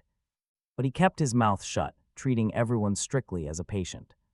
Regardless of their elite status, they were simply patients to him, though one lingering question remained. Why was the elite Chin family searching for their lost master here? Specifically inside the modest, beloved people neighborhood, he simply couldn't quite wrap his head around it. There wasn't much time to dwell on it as the van arrived smoothly. Pulling up directly to the hospital entrance, they quickly headed up to the VIP ward. There, Grandpa Sterling lay in bed with his brow tightly knitted in pain. He was burning up, completely delirious, and shaking from a dangerously high and unchecked fever. Coughing violently, the old man continuously mumbled for his lost grandson. Crying out painfully in his sleep, he begged to finally find his beloved little seven. The family physician was highly skilled, but this mystery illness stumped him. Faced with these bizarre symptoms, he couldn't find the root cause. Watching Grandpa Sterling slip deeper into a comatose state, absolute panic began to set in. He frantically ordered the hospital staff to quickly fetch their top specialist. Dr. Montgomery was an award-winning expert and their absolute last hope. Since he trained overseas, he surely had a solution. Dr. Montgomery was still fuming over the whole heavenly medical pavilion disaster and bumping into the hospital crew making him work overtime made his attitude absolutely garbage. Have them register and wait in line. Do they really think he just treats anyone on? Demand Dr. Montgomery, they pleaded. The situation is critical. The elderly man is genuinely severely ill and the symptoms are extremely tricky. He was deeply concerned that his life might be in imminent danger. Dr. Montgomery sneered. Arrogantly then declined the case, telling them to go to a different hospital. Hearing this, the young resident doctor on duty couldn't help but speak up. That did not seem right since saving a life was an emergency. Dr. Montgomery scoffed, coldly asking if the young resident was trying to teach him his job. The young doctor frantically apologized, but noted that the elderly patient was from the capital city. Why not at least come take a look? The capital city, regardless of whether the person had real status or not, that name alone made it worth the trip. Dr. Montgomery curled his lip and agreed, telling the resident to make the family wait. Although Dr. Montgomery said he was coming, he dragged his feet so slowly that he was nowhere to be seen. The Chin family physician was pacing the hallway like a madman, stomping his feet in anxiety, out of viable options. He could only seek help from the Yin family. Just at that moment, a frantic shout erupted from inside the ward, warning that cardiopulmonary function was rapidly declining, asking if any family members were present. Hearing this, the Chin family physician broke out in a cold sweat. What should they do? Should they inform the young miss? But even flying from the capital city to here would take at least 6 hours, and the doctors inside were already screaming. They needed to perform emergency surgery and required a family signature immediately. The entire hallway descended into pure chaos as doctors and nurses sprinted wildly toward the room, and at that exact moment, manager Barnaby and Finnick arrived at the hospital. This was the exact scene they walked into, realizing things had gone terribly wrong. Manager Barnaby grabbed the pale-faced Chin family physician, demanding to know what was happening. The Chin family physician's eyes were bloodshot as he gasped that the chairman might not survive. Manager Barnaby's lips trembled violently, demanding to know how this was possible. Wasn't it just normal winter cold? The physician shook his head grimly. At first, it definitely was, but they knew the chairman's overall health. His lungs already had severe underlying issues, and this time, in his desperate search for the seventh young master, he had exhausted himself for days, making everything 10 times Worse, then treat him, Manager Barnaby roared at the top of his lungs. Do you want the chairman to die on their watch? The physician wiped away his own cold sweat. He obviously did not want that, but they were completely out of options. That expert Dr. Montgomery had not shown up yet, and he had never encountered a symptom like this in his entire career, terrified that the chairman was going to let him try. Finnick interrupted the panicked rambling with a calm, flat voice. Through the glass window, he looked at the old man lying on the bed, desperately fighting the Grim Reaper. Hearing his voice, the Chin family physician turned his head, asking who he was. Manager Barnaby snapped back to reality and hurriedly. Barnaby introduced Lou as the young miracle doctor he brought over. Absolute nonsense. Before Manager Barnaby could even finish his sentence, a sharp, arrogant voice cut him off from down the hall. It is you again, you greedy little wild brat, Dr. Montgomery sneered, his face incredibly dark. You could not squeeze any money out of your relatives, so you have come to scam people at the hospital, is that it? He immediately snapped, shouting about who let this guy in here, demanding to know if they even bother checking visitors. Hearing all this shouting, the resident doctor on duty ran over anxiously, crying out, Professor Montgomery, it is a misunderstanding. These are the patient's companions. The patient's condition is critical, and we desperately need you for a consultation. The patient's companions. That meant they actually knew this wild brat, so they were just his dirt poor relatives putting on an act, pretending to be some big shots from the capital city. They made him walk all the way over here for nothing. Clear the room first, Dr. Montgomery ordered with arrogant authority. Hearing this, Manager Barnaby frowned deeply. No, we must stay here, Dr. Montgomery said coldly. I am not accustomed to having an audience when I treat a patient. If you cannot accept that, then you can cancel my consultation. Did they really think he was obligated to treat just anyone? Although back at the neighborhood square, Manager Barnaby had already heard tales of this Dr. Montgomery's atrocious behavior and knew he was a terrible person. Seeing his disgusting arrogance in person is next level infuriating. Can you even blame him? He was instantly engulfed in a fiery rage. You are a doctor. Are you seriously just going to stand there and ignore a dying patient? Manager Barnaby growled.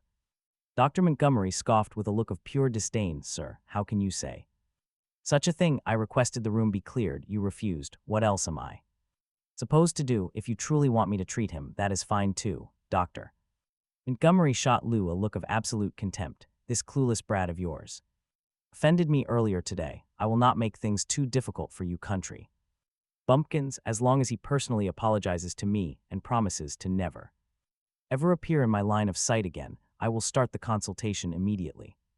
Apologize to you. Go to hell. Manager Barnaby had lived in the capital city for decades. Everywhere he went, people kissed the ground he walked on, and now this decrepit old geezer was blatantly trying to humiliate them. It was glaringly obvious he had zero intention of actually saving the patient. Dr.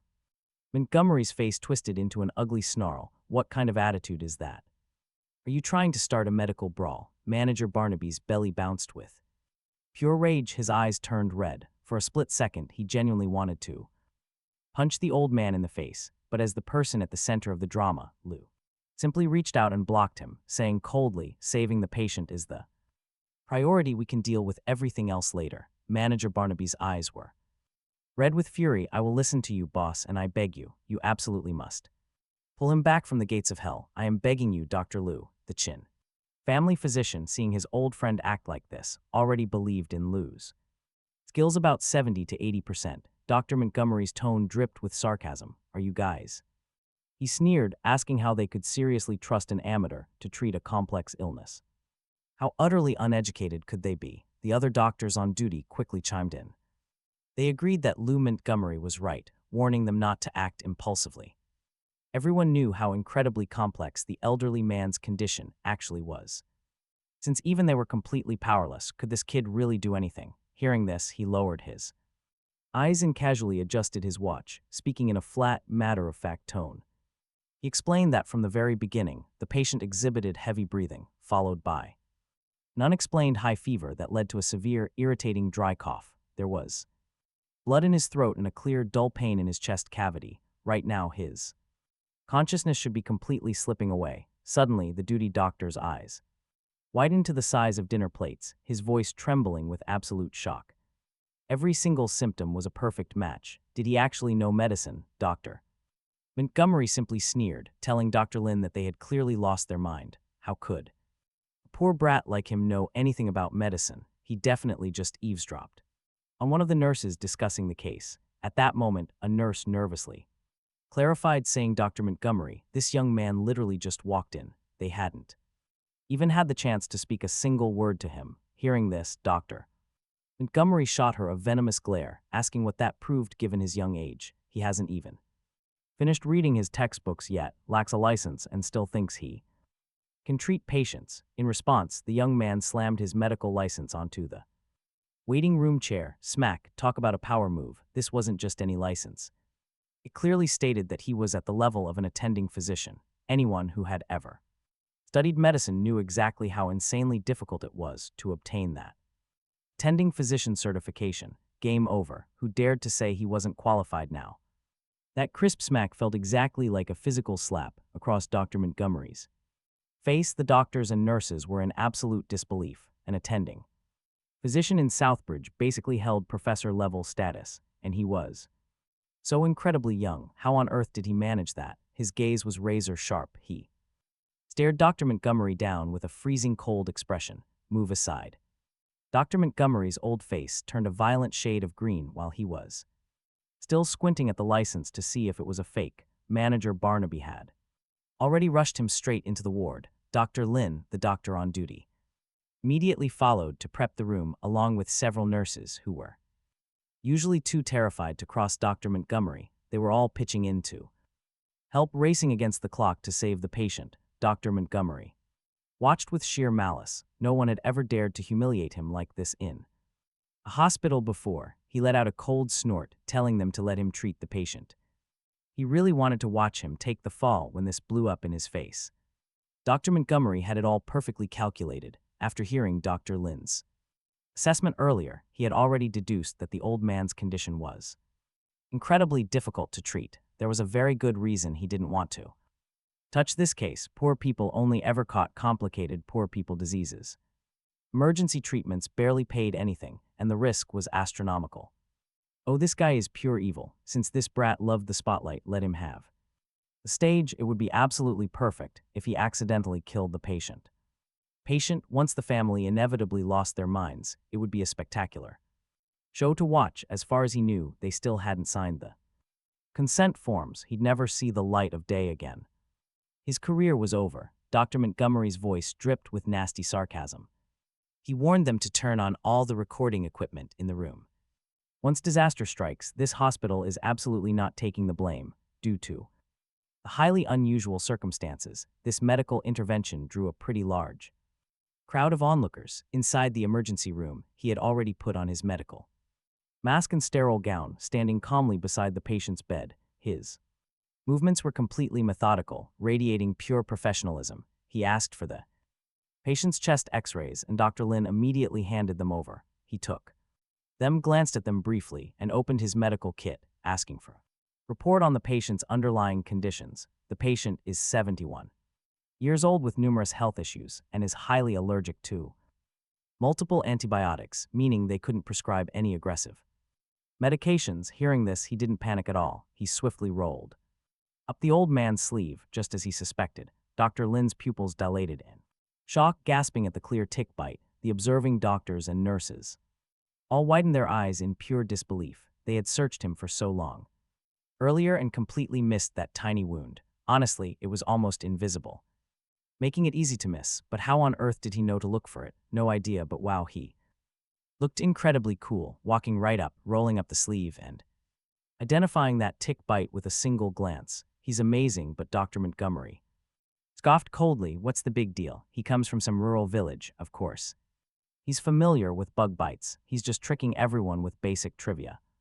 Let's see how tough he acts when he actually has to use a scalpel. But he didn't pick up a scalpel. Instead, he pulled silver needles from his medical kit. The onlookers, who originally had high hopes for his medical skills, slumped their shoulders at the sight, their faces showing immense disappointment. Dr. Montgomery gloated happily, asking if he hadn't told them so. It was all an act. He didn't have an ounce of real skill. That License was probably forged too. Some agreed, muttering that Dr. Montgomery was right. How could someone so young possibly be a real attending physician? He was definitely a scammer, but as the crowd buzzed with gossip, he had already raised his hand and flawlessly inserted the first needle. It landed perfectly on the head acupoint. His voice remained calm and steady while his technique was bizarrely mesmerizing. The people in the observation room were completely stunned. After all, Southbridge didn't have a deep cultural history in this area, making skilled traditional physicians incredibly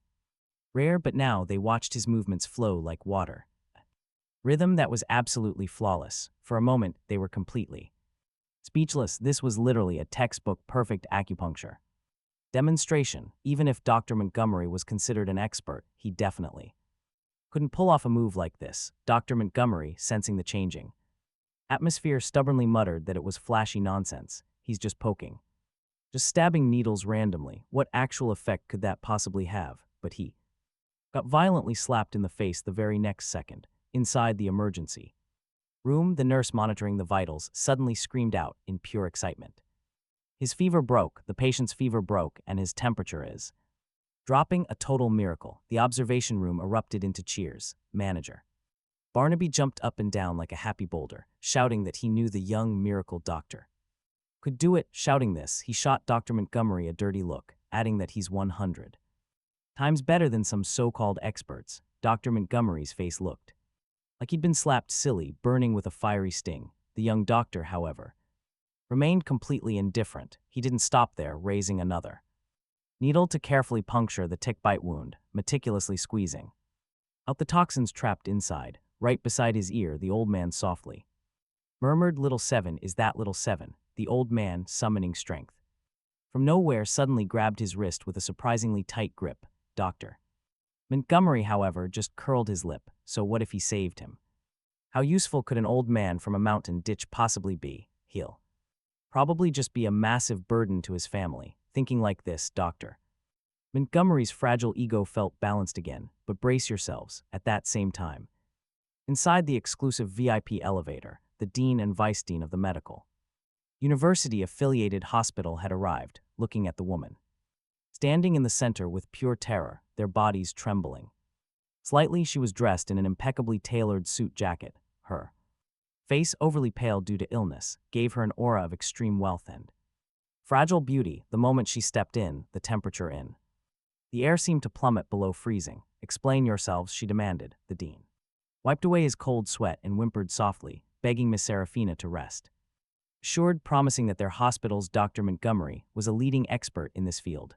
With him treating Mr. Sterling, there would absolutely be no problems. Someone capable of making so many powerful figures tremble in fear was none other than Serafina, the head of the Yin family. But that was not the info she received. Swearing they were not lying to her, the panicked vice dean was practically stuttering. Even with 800 times their normal courage, they would never dare to delay Mr. Sterling's treatment. That was the Chin family after all. Serafina didn't say another word, just standing there tall and imposing. When the elevator arrived at the 6th floor, she surprisingly told them to step out first. They understood she wanted to keep her identity hidden. But could someone please explain to them why Dr. Montgomery was currently standing out in the observation room? Serafina also stopped in her tracks. Her gaze fell onto the attending doctor, currently removing needles inside the emergency room. Her voice went icy cold, asking if Dr. Montgomery was the attending physician. Then who exactly was that? The person beside the hospital bed was wearing a surgical mask and cap, removing needles with incredible speed and accuracy. His technique was masterfully professional. But from the glimpse of the eyes he exposed, it was obvious he was extremely young. The vice dean frantically wiped his sweat, absolutely terrified. Terrified, feeling as though his soul might leave his body. He simply could not formulate any logical explanation. The dean absolutely lost his mind and violently grabbed Dr. Montgomery, who was still standing inside the observation room, his voice trembling with rage. "Dr. Montgomery, why are you not inside the emergency room? Why is some random kid treating the patient?" Dr. Montgomery, seeing the dean arrive, initially looked pleased and quickly explained, "Dean Lin, I was just about to report this to you. Dr. Lin has lost his mind. The family has not even signed the consent forms, and yet he dared to bring this complete amateur inside to perform the treatment. The dean had zero desire to hear this. Garbage right now, knowing full well that Miss Serafina was watching them. He could not hold back a furious roar. I asked you why you are not in the emergency room. The family has not signed the forms. Furthermore, for this kind of ordinary patient, you do not need me to personally oversee the treatment, do you? Dr. Montgomery sounded completely unbothered. He was practically wearing a sign on his face, saying he is poor and unworthy. The dean was about to absolutely explode, and honestly, can you blame him? His blood pressure skyrocketing. An average patient. You just called him an average patient. Dr. Montgomery, have you completely lost your mind? That is Mr. Sterling, the patriarch of the capital city's Chin family. What? The capital city's Chin family, Mr. Sterling? How is that even possible? Hearing this, Dr. Montgomery felt his vision go completely black. He tumbled straight backward and landed heavily on the floor. How is this possible? The dean flicked his sleeve in disgust. How is it not possible, you absolute idiot? I gave you the chance to save a huge VIP, and you do not even grasp the opportunity. Dr. Montgomery, hearing those words, regretted his actions so deeply that his body was twisting in knots. He looked desperately toward the emergency room. He had actually handed over such a golden, life-changing opportunity to a completely dirt-poor brat for absolutely nothing. If he had been the one to save Mr. Sterling, the more Dr. Montgomery thought about it, the more panicked he became, until he literally suffered a stroke and collapsed onto the floor. The dean could not stand the sight of him for another second and ordered the nurses to drag him away. Inside the emergency room, the young doctor finished the treatment and casually wiped his hands with an alcohol swab and suddenly turned his head to look through the glass, only to see Serafina standing right there. From the very beginning, he could feel someone watching him, and sure enough, there she was. Perhaps his gaze was a bit too direct. The woman raised a delicate, fine eyebrow and slightly tilted her head as their eyes met in a strangely subtle, silent collision. At that moment, Manager Barnaby caught sight of the woman and immediately sprinted over, chattering away enthusiastically about something. Separated by the thick medical glass, he could not hear a word of their conversation, simply raising his eyebrows. The very next second, the woman looked back toward him again. Miracle Doctor. Serafina's voice was cold and detached. Barnaby enthusiastically replied, I found him at a neighborhood square. Do not let his young age fool you. His medical skills are truly godlike. It only took him 10 minutes to break our chairman's high, dangerous fever. Serafina wanted to ask a few more questions, but the doctor had already finished. He pushed the door open. Walking out, he instructed Dr. Lin right beside him, who kept close, to watch the patient's temperature closely for the next 2 days. Absolutely no antibiotics, only nebulizers. He would write up prescription shortly, and Dr. Lin had to follow it exactly. Then he would return at this exact time tomorrow for another session. Now, Dr. Lin was considered the most medically gifted talent in his family's younger generation. But standing here right now, he felt painfully mediocre. His eyes literally sparkled. He said he had memorized everything, calling him a miracle doctor. He then hesitantly asked if he could possibly learn the acupuncture technique used just now. Hearing this, the other doctors desperately wanted to know too, and they slowly started inching closer. They moved slowly, because they never expected this legendary miracle doctor to actually teach them. After all, this was a highly exclusive technique. Who would ever willingly share such secrets? Well, prepare to be surprised, because he slightly lifted his chin and told them to grab their notebooks and write this down. He hated repeating himself, so he would explain key points twice, leaving the rest for them to figure out. His posture was so incredibly natural. It was as if he had done this a million times before. Not just teaching one person, but lecturing to a massive auditorium of students. The doctors could already vividly imagine that scene. Meanwhile, Serafina stood just outside the crowd, watching this unfold with a faint, detached gaze. Dean Lin was already dripping in cold sweat, wiping his forehead with a small handkerchief. He walked over to her, trembling slightly, wanting to explain. But Serafina raised her hand, her slender finger pressed against her thin, pale lips in a shushing gesture. Her voice was low and cold, yet incredibly pleasant as she told him not to interrupt. Dean Lin's face was completely covered in invisible stress lines. After all, she was the absolute tyrant of the capital, controlling the financial destiny of countless aristocratic families. If she stomped her foot, the entire business world of Southbridge would collapse under her massive wealth. Why on earth was she listening to a traditional acupuncturist lecture? Meanwhile, on the other side, he stopped mid-lecture, saying he was missing a live test subject. Before Dean Lin could even process those words, the doctor's gaze landed squarely on Miss Serafina standing right next to him. Oh, he did not just do that. Dean Lin's eyes widened in sheer horror, but the masked miracle doctor had already strode right up to the woman. He stopped, maintaining a polite, socially acceptable distance. Then he pulled down his mask, revealing an incredibly handsome face, asking if she was the patient's family member. Manager Barnaby was just about to scream that the doctor had misunderstood. But Serafina coughed softly, her voice carrying a faint scent of medicine. Cool and clear, she volunteered to be his test subject. Manager Barnaby opened his mouth to object, but was instantly silenced by a single, terrifyingly cold glance from Serafina. Not just him either, even the Yin family bodyguards who had just arrived froze in there. Wait, did everyone hear that correctly? The boss actually agreed to be his test subject. Even letting a man touch her was unthinkable. Everyone knew about her extreme germophobia. That childhood issue stemmed from her extremely delicate health. Why, even the old Master Yin had to wash his hands thoroughly before touching her. So why was she acting so bizarre today? Was she under some strange spell? The expressions on everyone's faces right now were absolutely priceless. Everyone was stunned except for Serafina herself, who merely narrowed her eyes. Her striking figure, dressed entirely in black, leaned forward just a tiny fraction. She got quite close to him, asking how to cooperate. He told her to just stand perfectly still. Smiling faintly, he lifted his eyes, promising her it wouldn't hurt.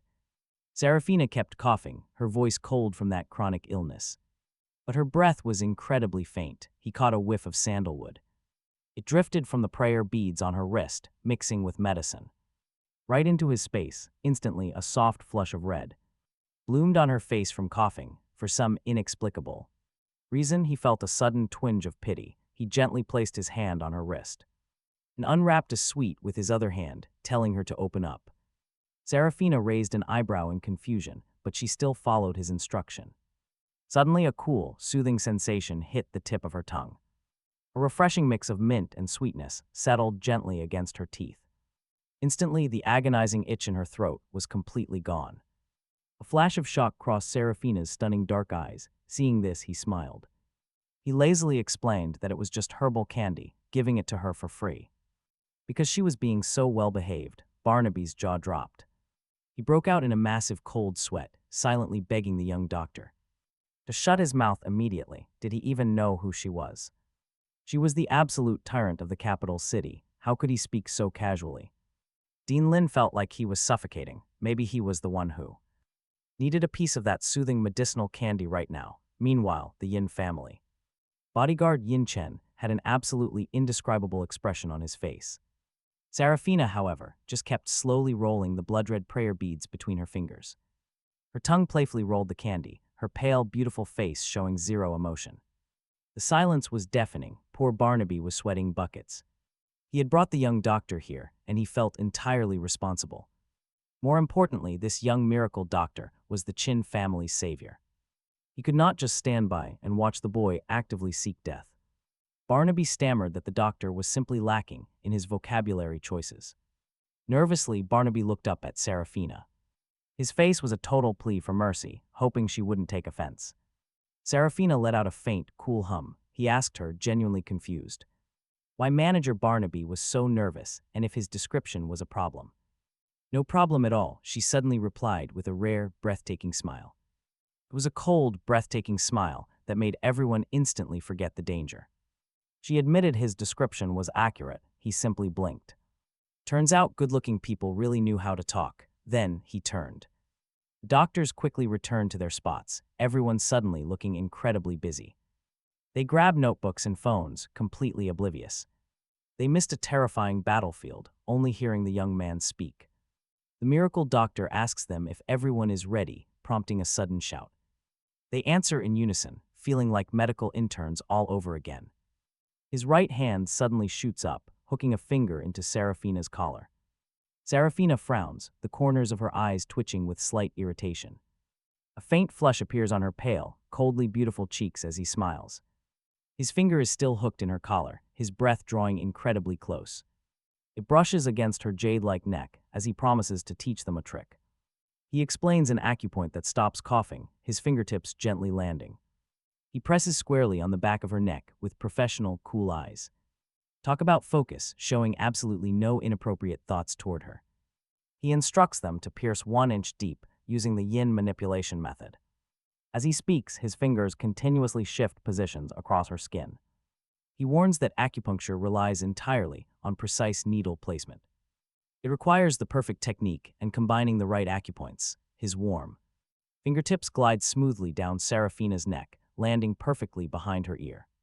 He explains that this specific spot controls heat dissipation. Today's patient suffers from damp heat accumulating deep inside the lungs.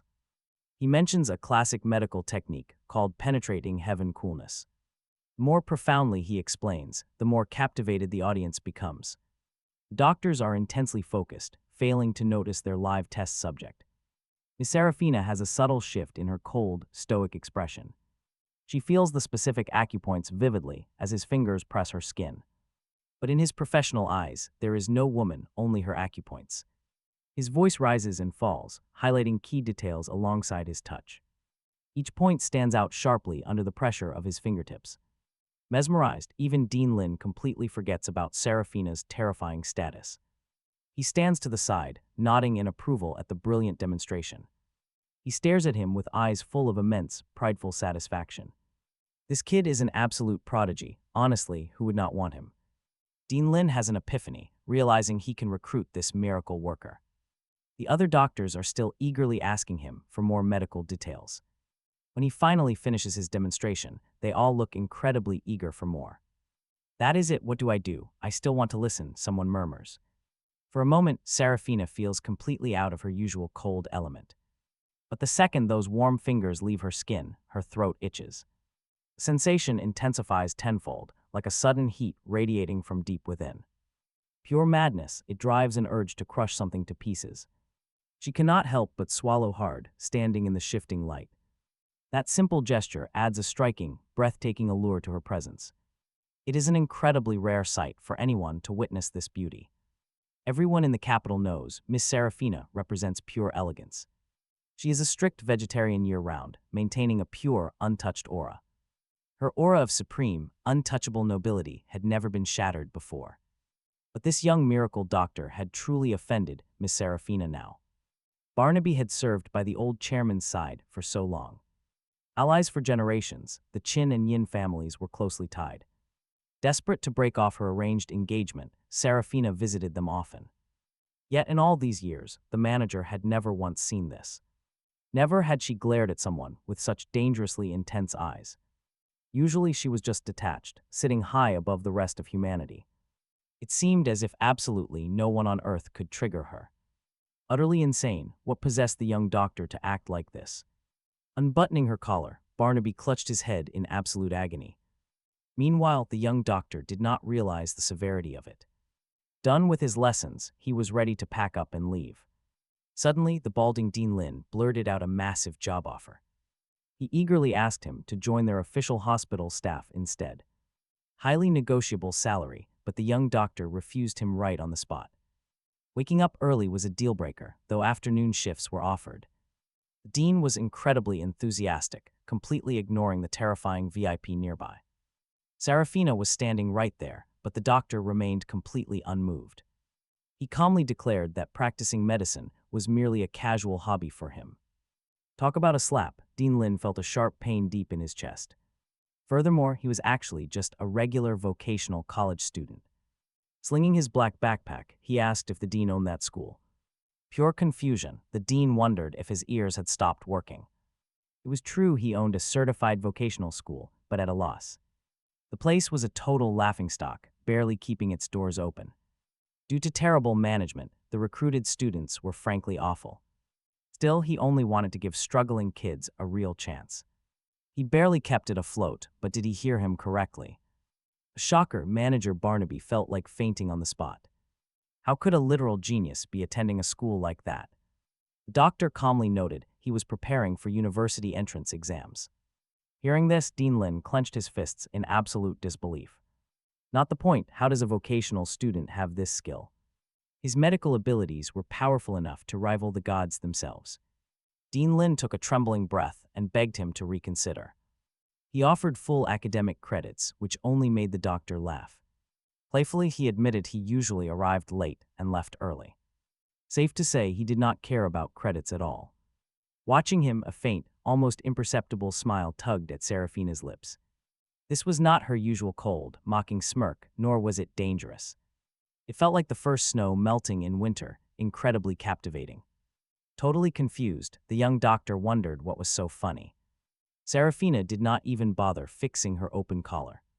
She stood there casually, revealing the elegant lines of her collarbones. Her skin looked utterly breathtaking, nearly giving Dean Lin a heart attack. Serafina's voice carried a hint of a smile as his dark, bright eyes stared. Back at her once again, he placed his hand on her wrist, letting her clearly see the absolute seriousness in his incredibly clear gaze, his voice slow and deliberate. You do not have many years left to live. Do you know that, the moment those words dropped, the entire room fell into a dead silence. Serafina stared at him intently, her impossibly deep eyes reflecting the dim hospital lights, noble, elegant, yet deeply detached. The doctors had absolutely no idea who she was, but as medical professionals they all knew one terrifying truth, the scariest thing when seeing a traditional Chinese medicine doctor is when they take your pulse and frown. Earlier he was smirking and joking around, but now his brows were locked tight, his gaze hyper-focused. He did not look like he was joking even a single bit. Could the young miracle doctor be telling the truth? Honestly, you can't help but wonder if she is actually running out of time. Her face was indeed pale, but it could not be that bad. The dean and vice dean exchanged terrified glances and immediately waved their hands, shooing all the other doctors out.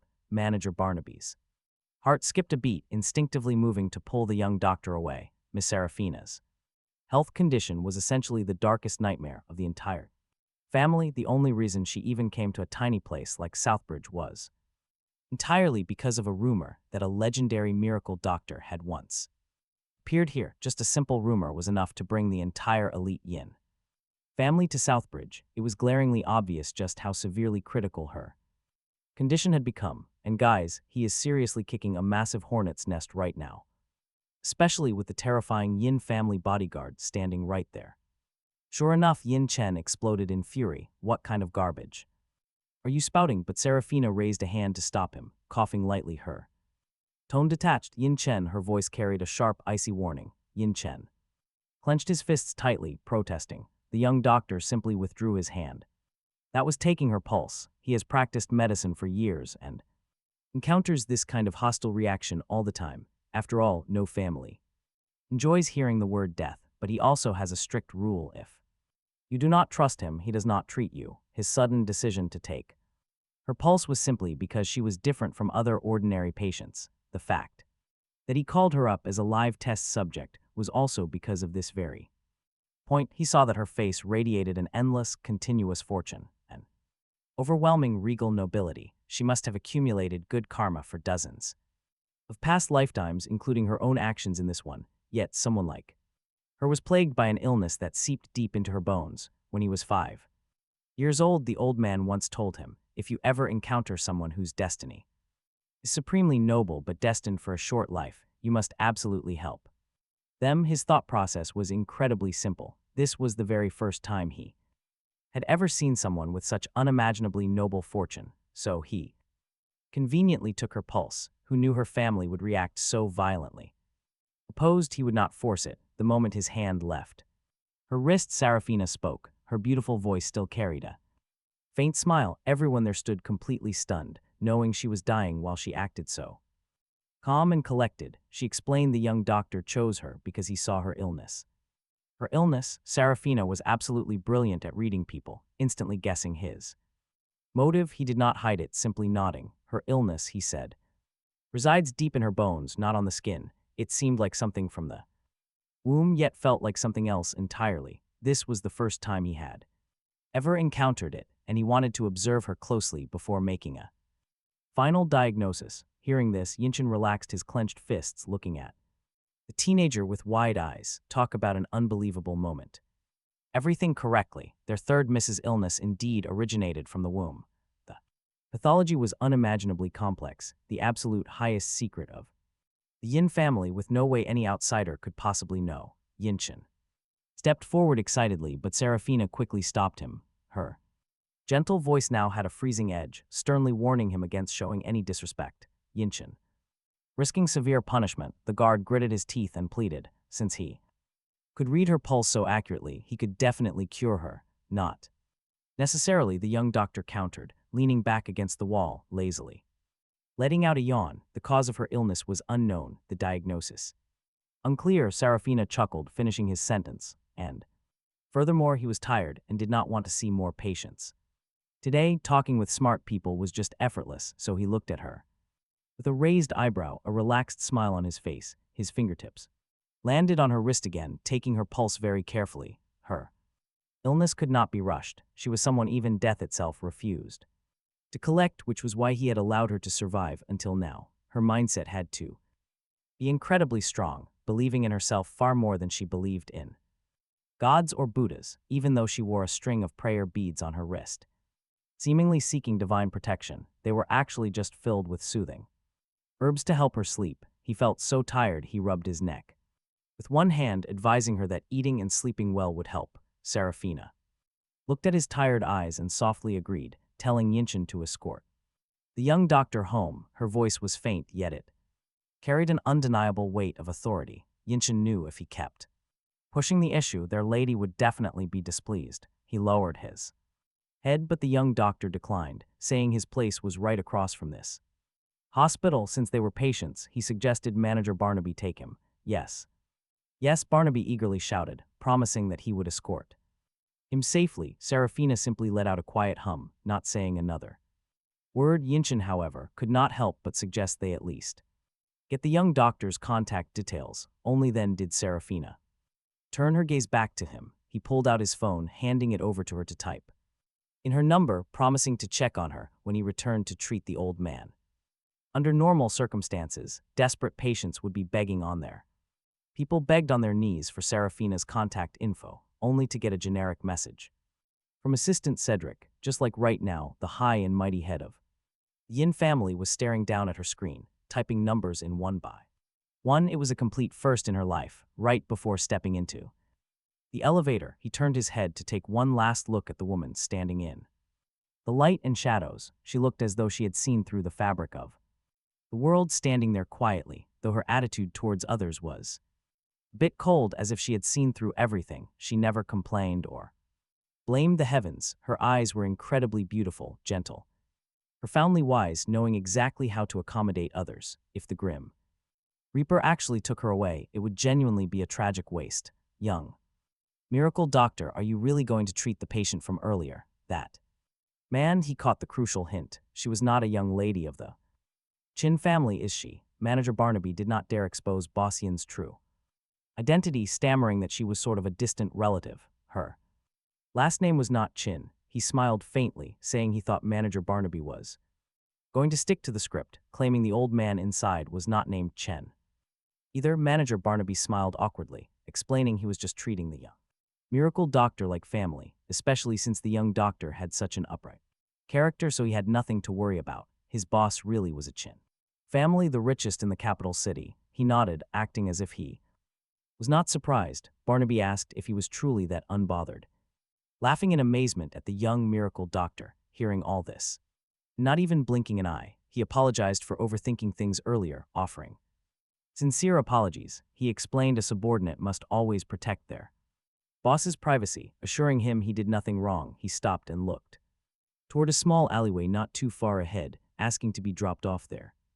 He promised to return right on time tomorrow. Barnaby then asked him why the Chin family had come to Southbridge. Barnaby did not leave, so he chuckled lightly, saying a doctor should not be poking around in such matters. Hearing this, Barnaby respected the teenager standing in front of him even more, not just for his medical skills, but for his truly impeccable character. Young Miracle Doctor, if you do not mind, I would be honored to. Become sworn brothers, Barnaby said, being incredibly straightforward. Not even caring about the massive age gap, in the future if the young doctor ever came to the capital, Barnaby promised to absolutely have his back. The young doctor definitely needed to return to the capital city, after all. It was only a matter of time, as that was the true origin of the heavenly medical pavilion. Regarding Barnaby's enthusiasm, he did not reject it. He actually enjoyed working with people like him. He did not constantly suck up, nor was he a coward. With a sharp business mind, then he would call him Big Brother from now on. Smiling warmly, Barnaby Sterling was absolutely over the moon, declaring he would call the young doctor his little brother. Yet after blurting that out, he felt a slight pang of regret. After all, he had just treated the chairman, making him the absolute as the savior of the Chin family. Why would he care about a lowly manager who knew the other party would agree so fast? Barnaby knew in his heart that this reaction was just a testament to his little brother's character. He was completely different from those snobbish social climbers in the capital. Ever since seeing him selflessly give free medical checkups to the poor elderly on the street, Barnaby knew this kid had a golden heart and a strong sense of justice. This only made him feel an even stronger urge to protect the boy. Barnaby looked at him as his big brother. He had to tell him something. Barnaby's face went dead serious as he warned him about the woman upstairs. Her background is incredibly complicated, but if the young doctor can cure her, he will instantly rocket straight to the absolute very top of society. If he fails, the consequences will be absolutely, undeniably disastrous. Still, his big brother promised to save him no matter what. The young doctor simply smiled, gently reassuring him not to worry. In his entire life, not a single illness had ever defeated him. Barnaby's eyes practically popped out of his head in absolute shock.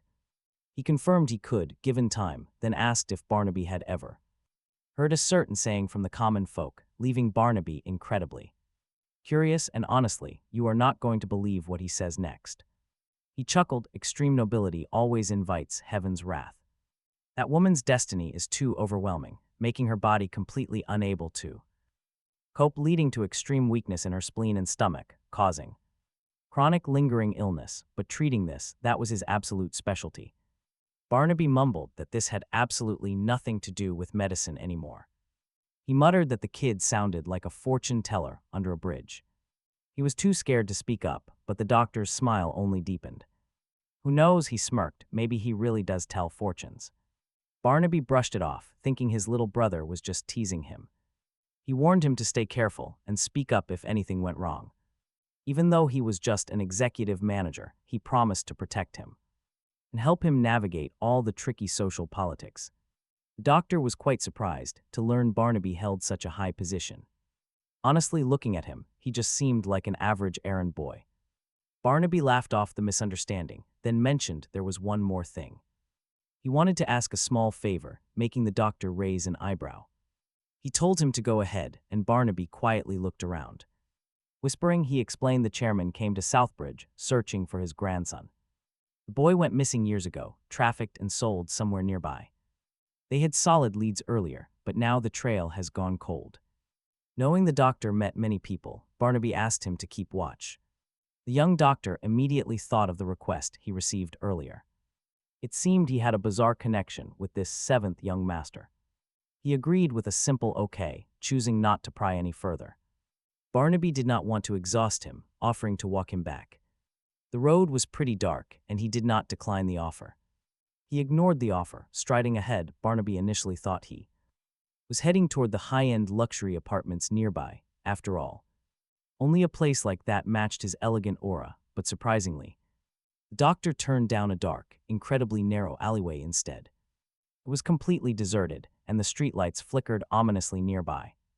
The ground was full of deep potholes. Barnaby frowned heavily. Only then did the young man stop directly outside a traditional Chinese clinic. Calling this place a proper clinic was a massive stretch. The building was basically just a tiny, run-down roadside shack. It looked ancient. A crooked, faded sign was propped up outside. The sign advertised cheap foot massages and discounted hot herbal packs. This sketchy parlor clearly operated without any official medical license. Barnaby stared in disbelief. He looked at him with absolute confusion. He adjusted his medical bag, saying it was his grandmother's house. Hearing this, Barnaby felt a sharp, sudden pang of deep pity. He immediately offered to buy his little brother a nice apartment. But the doctor cut him off, telling him he was overthinking. He insisted they were not poor, but Barnaby just stared back. Barnaby sighed deeply. There was absolutely no need to be polite.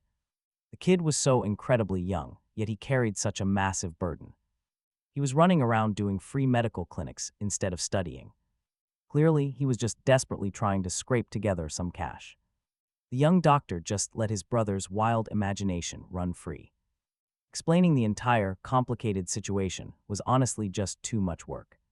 He just shrugged while Barnaby stared at him like a fool. He looked at him like he was a tragically proud, foolish kid. Squinting his eyes, Barnaby immediately began scheming on his brother's behalf. He pointed out that those hospital clients were loaded with cash. He insisted that his little brother must charge them a massive premium. Do not ask for a few thousand, 10 million is still a bargain. The doctor nodded, realizing his big brother actually made a point. If he officially took on long-term cases, he should charge rates. Barnaby shook his head, already planning his next move. I will personally handle all of this for you, he vowed. Before the doctor could even reply, Barnaby waved and walked off. He looked ready to demand that massive consultation fee right now. The young man smiled faintly, letting his eager brother walk away. It was already 10:30 p.m., so Grandma was likely asleep. It was far too late to invite guests inside for tea anyway. He pushed the door open, and trust me, things are about to get wild.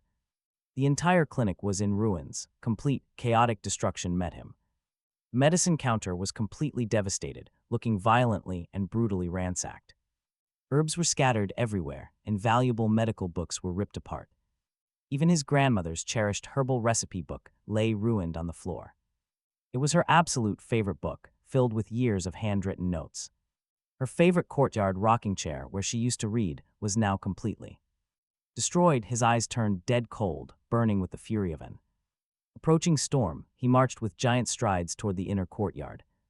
Young boy working as a massage apprentice saw him arrive and immediately dropped his wooden bucket, frantically trying to communicate with sign language. He held the boy's shoulder, voice reassuring as he told Silas not to panic but to take his time and explain what happened. Silas was a kind-hearted kid the old lady had rescued off the streets. He was born mute, only able to communicate with sign language. Lately, however, his vocal cords were starting to produce some sounds. He was a small kid, looking clean and neat, around 11 years old. He raised his arms, signing. Frantically, his voice dropped to freezing. Was the Beatrice family behind this? Silas nodded vigorously, his raspy voice struggling as he continued signing. His brow furrowed deeply. Did they really tell everyone that he had been kicked out of the Yi family? Silas let out a strained sound and signed. That Grandma was worried about him. His smile grew increasingly icy. Why worry about him? Beatrice was the one who should be terrified right now. Just then a heavy sigh echoed from the inner room. It was Grandma Ye, who normally stayed out of worldly affairs. She rolled her wheelchair out, looking up at him to say Beatrice is his mother after all. He replied that she used to be, but not anymore. She monopolized the Yi family, and for the sake of peace, Grandma had never argued with her, claiming that she preferred a quiet life. But regarding what happened today, if Reginald had not explicitly allowed it, Beatrice would never have dared to be so arrogant. Some men completely forget their mothers once they get a wife. He did not need to spell it out. With all her life experience, Grandma surely understood. She stared blankly at the fish tank nearby, eyes unfocused, admitting she understood. She blamed herself for raising an unfilial son, saying she deserved to suffer. Hearing this, he reeled in his freezing aura. Most mothers in this world, even if their son is absolute trash, will look the other way and defend them, refusing to hear a single bad word about their child. If Grandma was like that, blindly irrational, even though she had always treated him like her own flesh and blood, he would never intervene again. He left this decision entirely to the old lady. Would she pretend nothing happened and just swallow this humiliation, or would she demand an eye for an eye, a tooth for a tooth? Her choice would directly determine whether he stayed or left. Grandma Ye looked at him, her eyes holding a profound, ancient wisdom. She explained she did not want him going over there because the politics in Southbridge were far too complicated. The Beatrice family even has powerful connections in the capital city. She had been terrified he would attract unnecessary trouble because of a useless old woman, but from today onward she would pretend she never gave birth to that son. Grandma Ye had practiced traditional medicine her entire life, always calm and composed. She had never been this ruthless before. He saw the absolute resolve in her eyes, knowing. He knew the bond between mother and son is tied to the heart. Since Grandma Ye had made her stance clear, he would wait for her to slowly let it go. He crouched down. Halfway, he promised to listen. If she told him not to go, he wouldn't. Grandma Ye gently patted his head, calling Finnick her poor suffering child. If they do not want him, Grandma wants him and will pay for his schooling. Pushing her wheelchair forward, he told her not to worry about his schooling. She just needed to focus on her health and listen to Silas. And stop eating so many sweets all the time. Grandma Ye muttered, how could he not go to school when the kid they brought back is a top-tier student with amazing grades? He chuckled, saying that was wonderful for Grandma Ye's biological grandson, who must have inherited her brilliant brains. Grandma Ye looked up, asking what he was going to do in the future. He promised he would make money and not starve. Turning his head, he told Silas to get the medicine bucket. Silas possessed freakish strength, easily hoisting the massive wooden bucket and sprinting away. A moment later, he filled it to the brim with water and came stomping back like a mini Hulk, packed with endless energy to burn wild right. Finnick was used to this. Grandma Ye laughed heartily, noting how Silas never grows taller, only stronger. The day before yesterday, the neighbors bought a pair of stone lions and could not get them off the truck. Silas just grabbed and lifted them right off, not even scared of snapping his bones. Hearing this, Finnick raised an eyebrow and smiled. He is young, so naturally he is strong. Grandma Ye rolled her eyes. Is that normal strong? It is terrifying. Even their neighbor, Mr. Higgins, looked ready to throw up from shock. Finnick casually told Silas to be more careful in the future, and Silas nodded like an innocent little bear. Grandma Ye gasped suddenly, realizing she had been distracted by him again.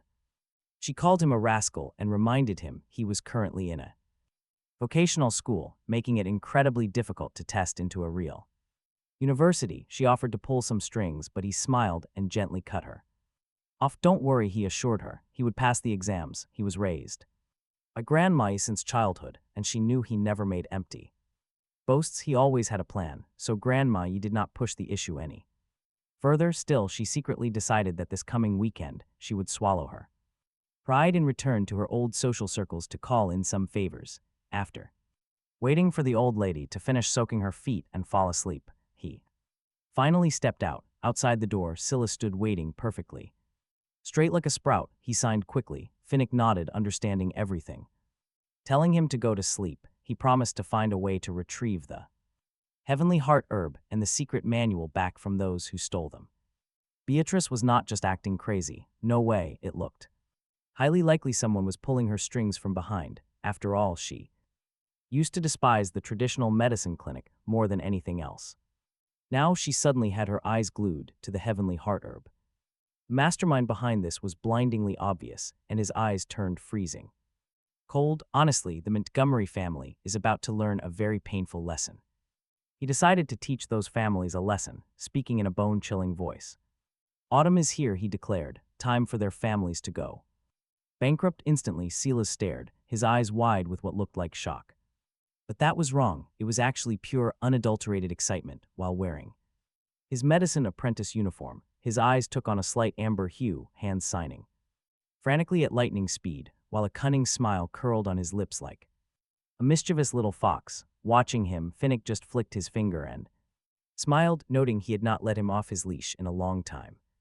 Silas must be bored, so Finnick gave him 3 days to find the corrupt transactions and illegal surgeries the Montgomery family had ever performed, exposing every penny they scammed out of innocent people. He wanted them to spit it all back. As for the Beatrice family, Silas could do whatever he wanted. The boy nodded sharply, tucking his laptop under his arm as he dashed out. Seriously, nobody could have ever imagined that an 11-year-old mute medicine apprentice was the legendary hacker L, who 3 years ago single-handedly crashed the global banking network. Children often lack a fully formed sense of good and evil. Silas originally had a face that screamed natural-born menace after being abandoned by his parents. He had absolutely no concept of what he should or should not do, rather than saying.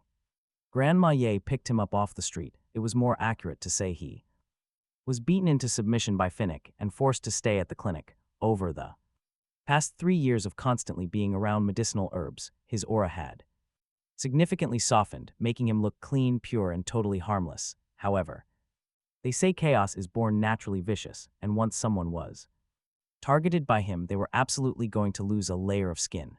Late at night at the Montgomery family mansion, because Dr. Montgomery had suffered such a massive shock, he was currently bedridden. A large crowd of medical students had gathered downstairs, all of them his disciples, waiting around to show off their fake loyalty. Among them, Braxton and a guy named Miao Wang were the loudest. Julian was not among them because the second Dr. Montgomery woke up, he immediately called Julian and Beatrice upstairs. The moment Julian saw Dr. Montgomery, his eyes turned bright red with fake tears. "Master, how did you end up like this?" he asked, demanding who dared make him angry. Dr.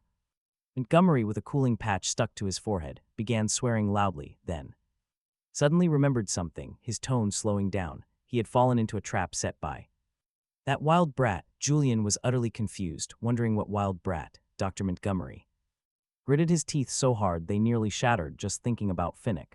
That dirt-poor relative of theirs from the mountain ditch had taken his scamming act all the way to their hospital. Julian gasped in shock while Beatrice was instantly furious upon hearing this, calling him a miserable little leech. What on earth was wrong with that poor brat? She had told him to hurry up and go back to the countryside to find his real parents. He had agreed so quickly, but now, wherever they went, he followed like a shadow, saying one thing and doing another. He was clearly trying to squeeze more money out of them. Beatrice promised aggressively, telling Dr. Montgomery to rest assured she would get rid of that animal. Dr. Montgomery pretended to be magnanimous. He claimed he would never hold a grudge against a poor country brat. Still, he had one question. Did this poor relative of theirs actually know medicine? Why keep it secret? Hearing this, Beatrice reacted like it was the funniest joke ever. He is just a vocational dropout. What could he possibly know about medicine? Dr.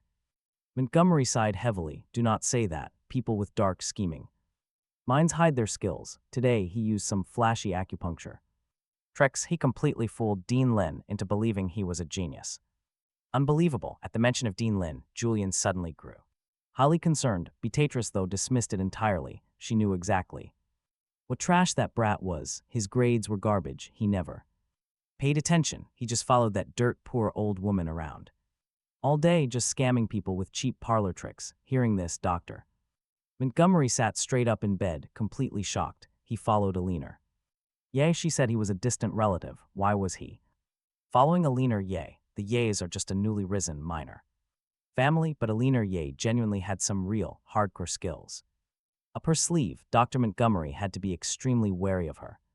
Beatrice, though, had no clue. What was there to fear about a penniless old woman? She rolled her eyes, changing the subject, and dramatically opened a gift box. She begged him to not waste energy on such nobodies. Look at this. She brought the heavenly heart herb. Dr. Montgomery beamed with joy, jumping right out of bed. The heavy pressure in his chest vanished instantly. Excellent, truly excellent. Beatrice stepped forward proudly, presenting an ancient medical text. She also brought this. That poor woman guarded this book like her own life. Acupuncture, needle manipulation techniques. No wonder that Brat's skills were so bizarre. It turns out Alina Ye taught him everything. Dr. Montgomery had clearly completely misunderstood everything. His eyes were practically glued to the medical book, shining bright. He praised her as truly reliable. With these two legendary items, curing Miss Seraphina's illness was practically guaranteed. Beatrice was ecstatic, asking when they would meet Miss Seraphina. She begged him to take her along too.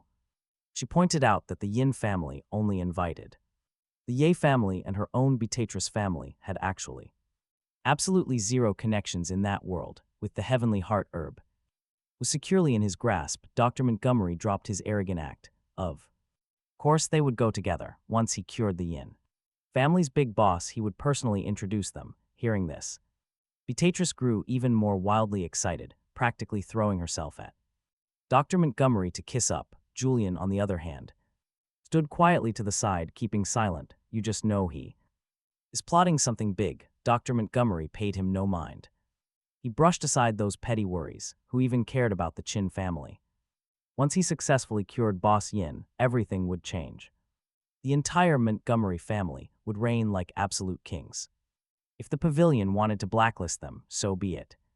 Would they actually dare to pick a fight with the powerful and almighty Yin family?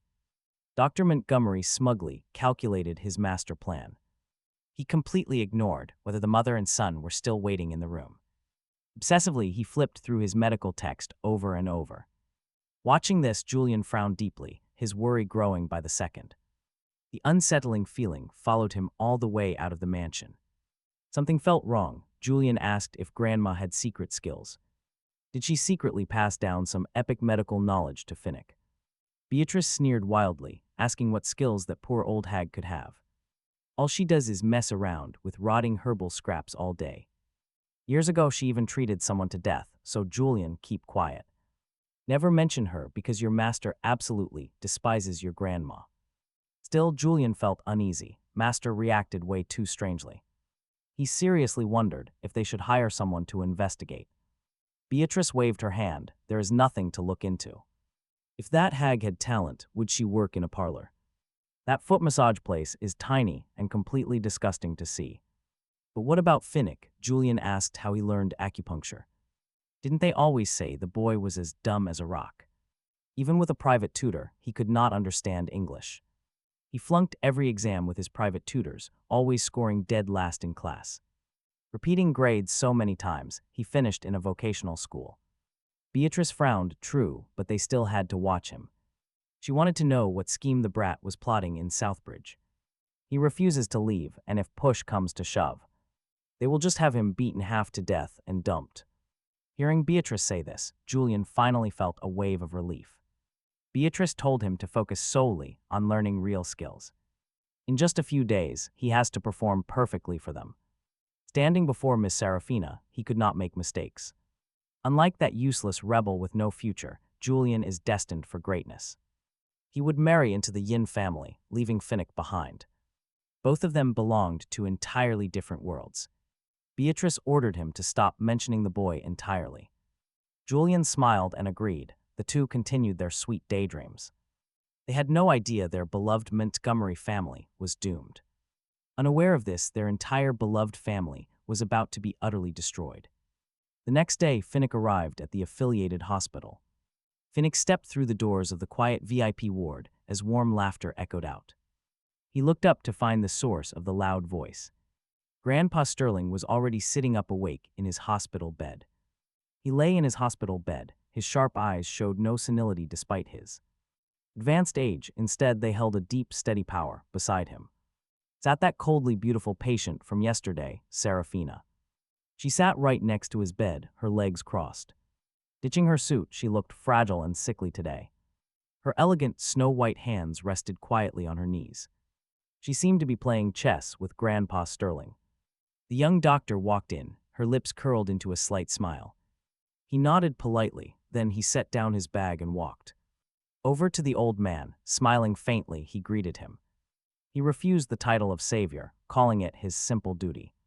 But then Grandpa Sterling froze. He stared closely at his face. His hand hovered midair with a chess piece. This young doctor looked exactly like his late wife when she was young. If only he had not been so obsessed with building his business back. Then she never would have left him and moved to France. The old man stared in disbelief, his eyes completely glued to him. Was this young miracle doctor actually their long-lost seventh master? Grandpa Sterling could barely contain his massive excitement. He asked the doctor if his hometown was here in Southbridge. Had he ever visited the capital or climbed the Great Wall? Those rapid questions made Serafina freeze instantly. Her beautiful eyes turned sharply toward them. The young doctor set his bag down, avoiding her intense gaze as he claimed he was local. He had never left the area, but had seen the wall on television. His classmates told him you must see it in person to fully appreciate its magnificence. In the future, he hoped to take his grandmother there. He had no intention of bringing his family. Drama to his patients. Besides, he wanted to stay hidden. He preferred being like a mysterious dragon, completely out of sight. Although Grandpa Sterling had expected this, hearing it still crushed his hope. His hand dropped weakly, all of his energy gone. He stabilized his wildly fluctuating emotions, trying hard to calm down. He quietly remarked that it was just his failing eyes. His mind was getting muddled, asking the doctor not to mind. The young doctor felt a deep pang of pity for the sad old man. He quickly reassured him, saying the Chin family had accumulated great karma. For generations, meaning his descendants would not suffer.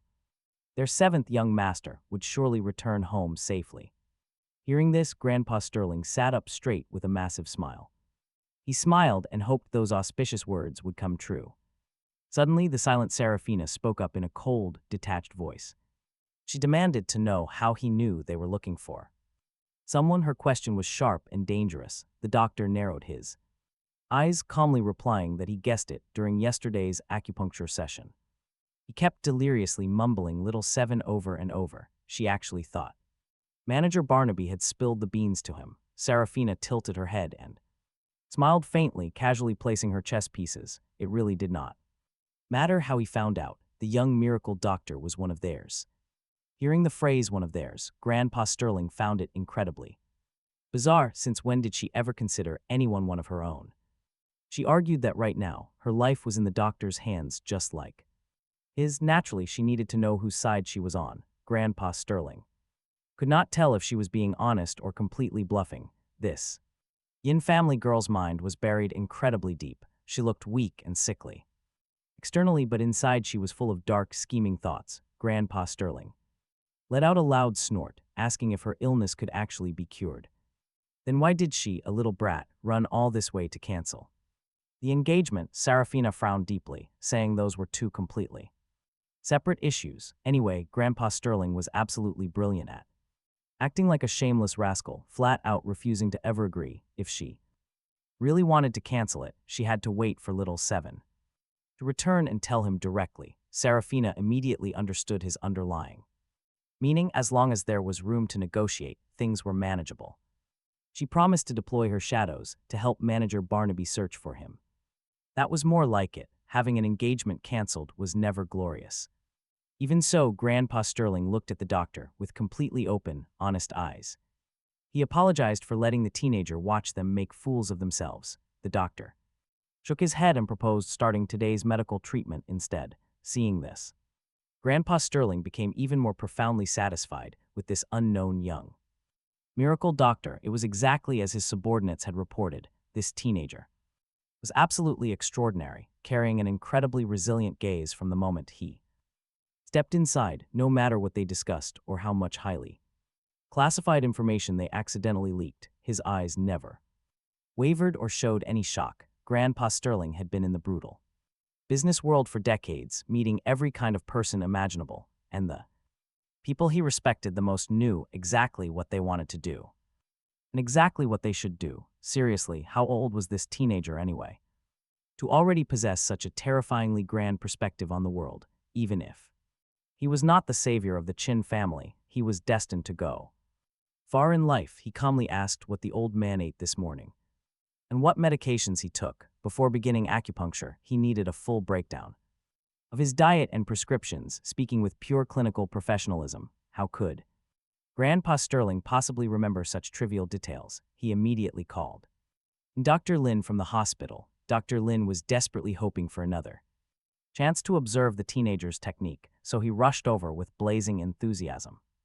Only after carefully reviewing the medical logs did the young doctor apply the needles. His hands seemed capable of perfectly measuring out every single joint and acupoint in his body. At first, Grandpa Sterling did not pay much attention, but as the silver needles pierced his skin, a refreshing a strange coolness surges up from his feet, instantly making him feel revitalized, clear-headed, despite that heavy, crushing chest weight on his chest for days suddenly vanishes into thin air. His entire chest cavity feels wonderfully light and clear. Even that stubborn, dull ache has miraculously vanished, leaving Grandpa Sterling utterly astounded. He looks up only to see the Yin girl sitting beside him, totally unfazed by this miracle. She has clearly seen these incredible medical miracles many times before. The young doctor calmly twirls his silver needle. You need to watch your daily habits, smoke less, and eat lighter meals. Grandpa Sterling nods obediently, asking him immediately, Young miracle doctor, where exactly did you place that needle and how? Does one single poke make my chronic illness feel completely cured? It is actually a highly specialized detox acupoint, which is completely different from yesterday's emergency treatment. Few needles were applied, but every single strike made the old man crave more, feeling as if his blocked, congested internal organs were suddenly entirely unclogged and opened up, making his body feel completely reborn. His entire body had suddenly aged backward. Grandpa Sterling's heart fills with immense respect, realizing that true heroes emerge from the youth. This young miracle doctor possesses such absolute, godlike skills at such a remarkably tender age.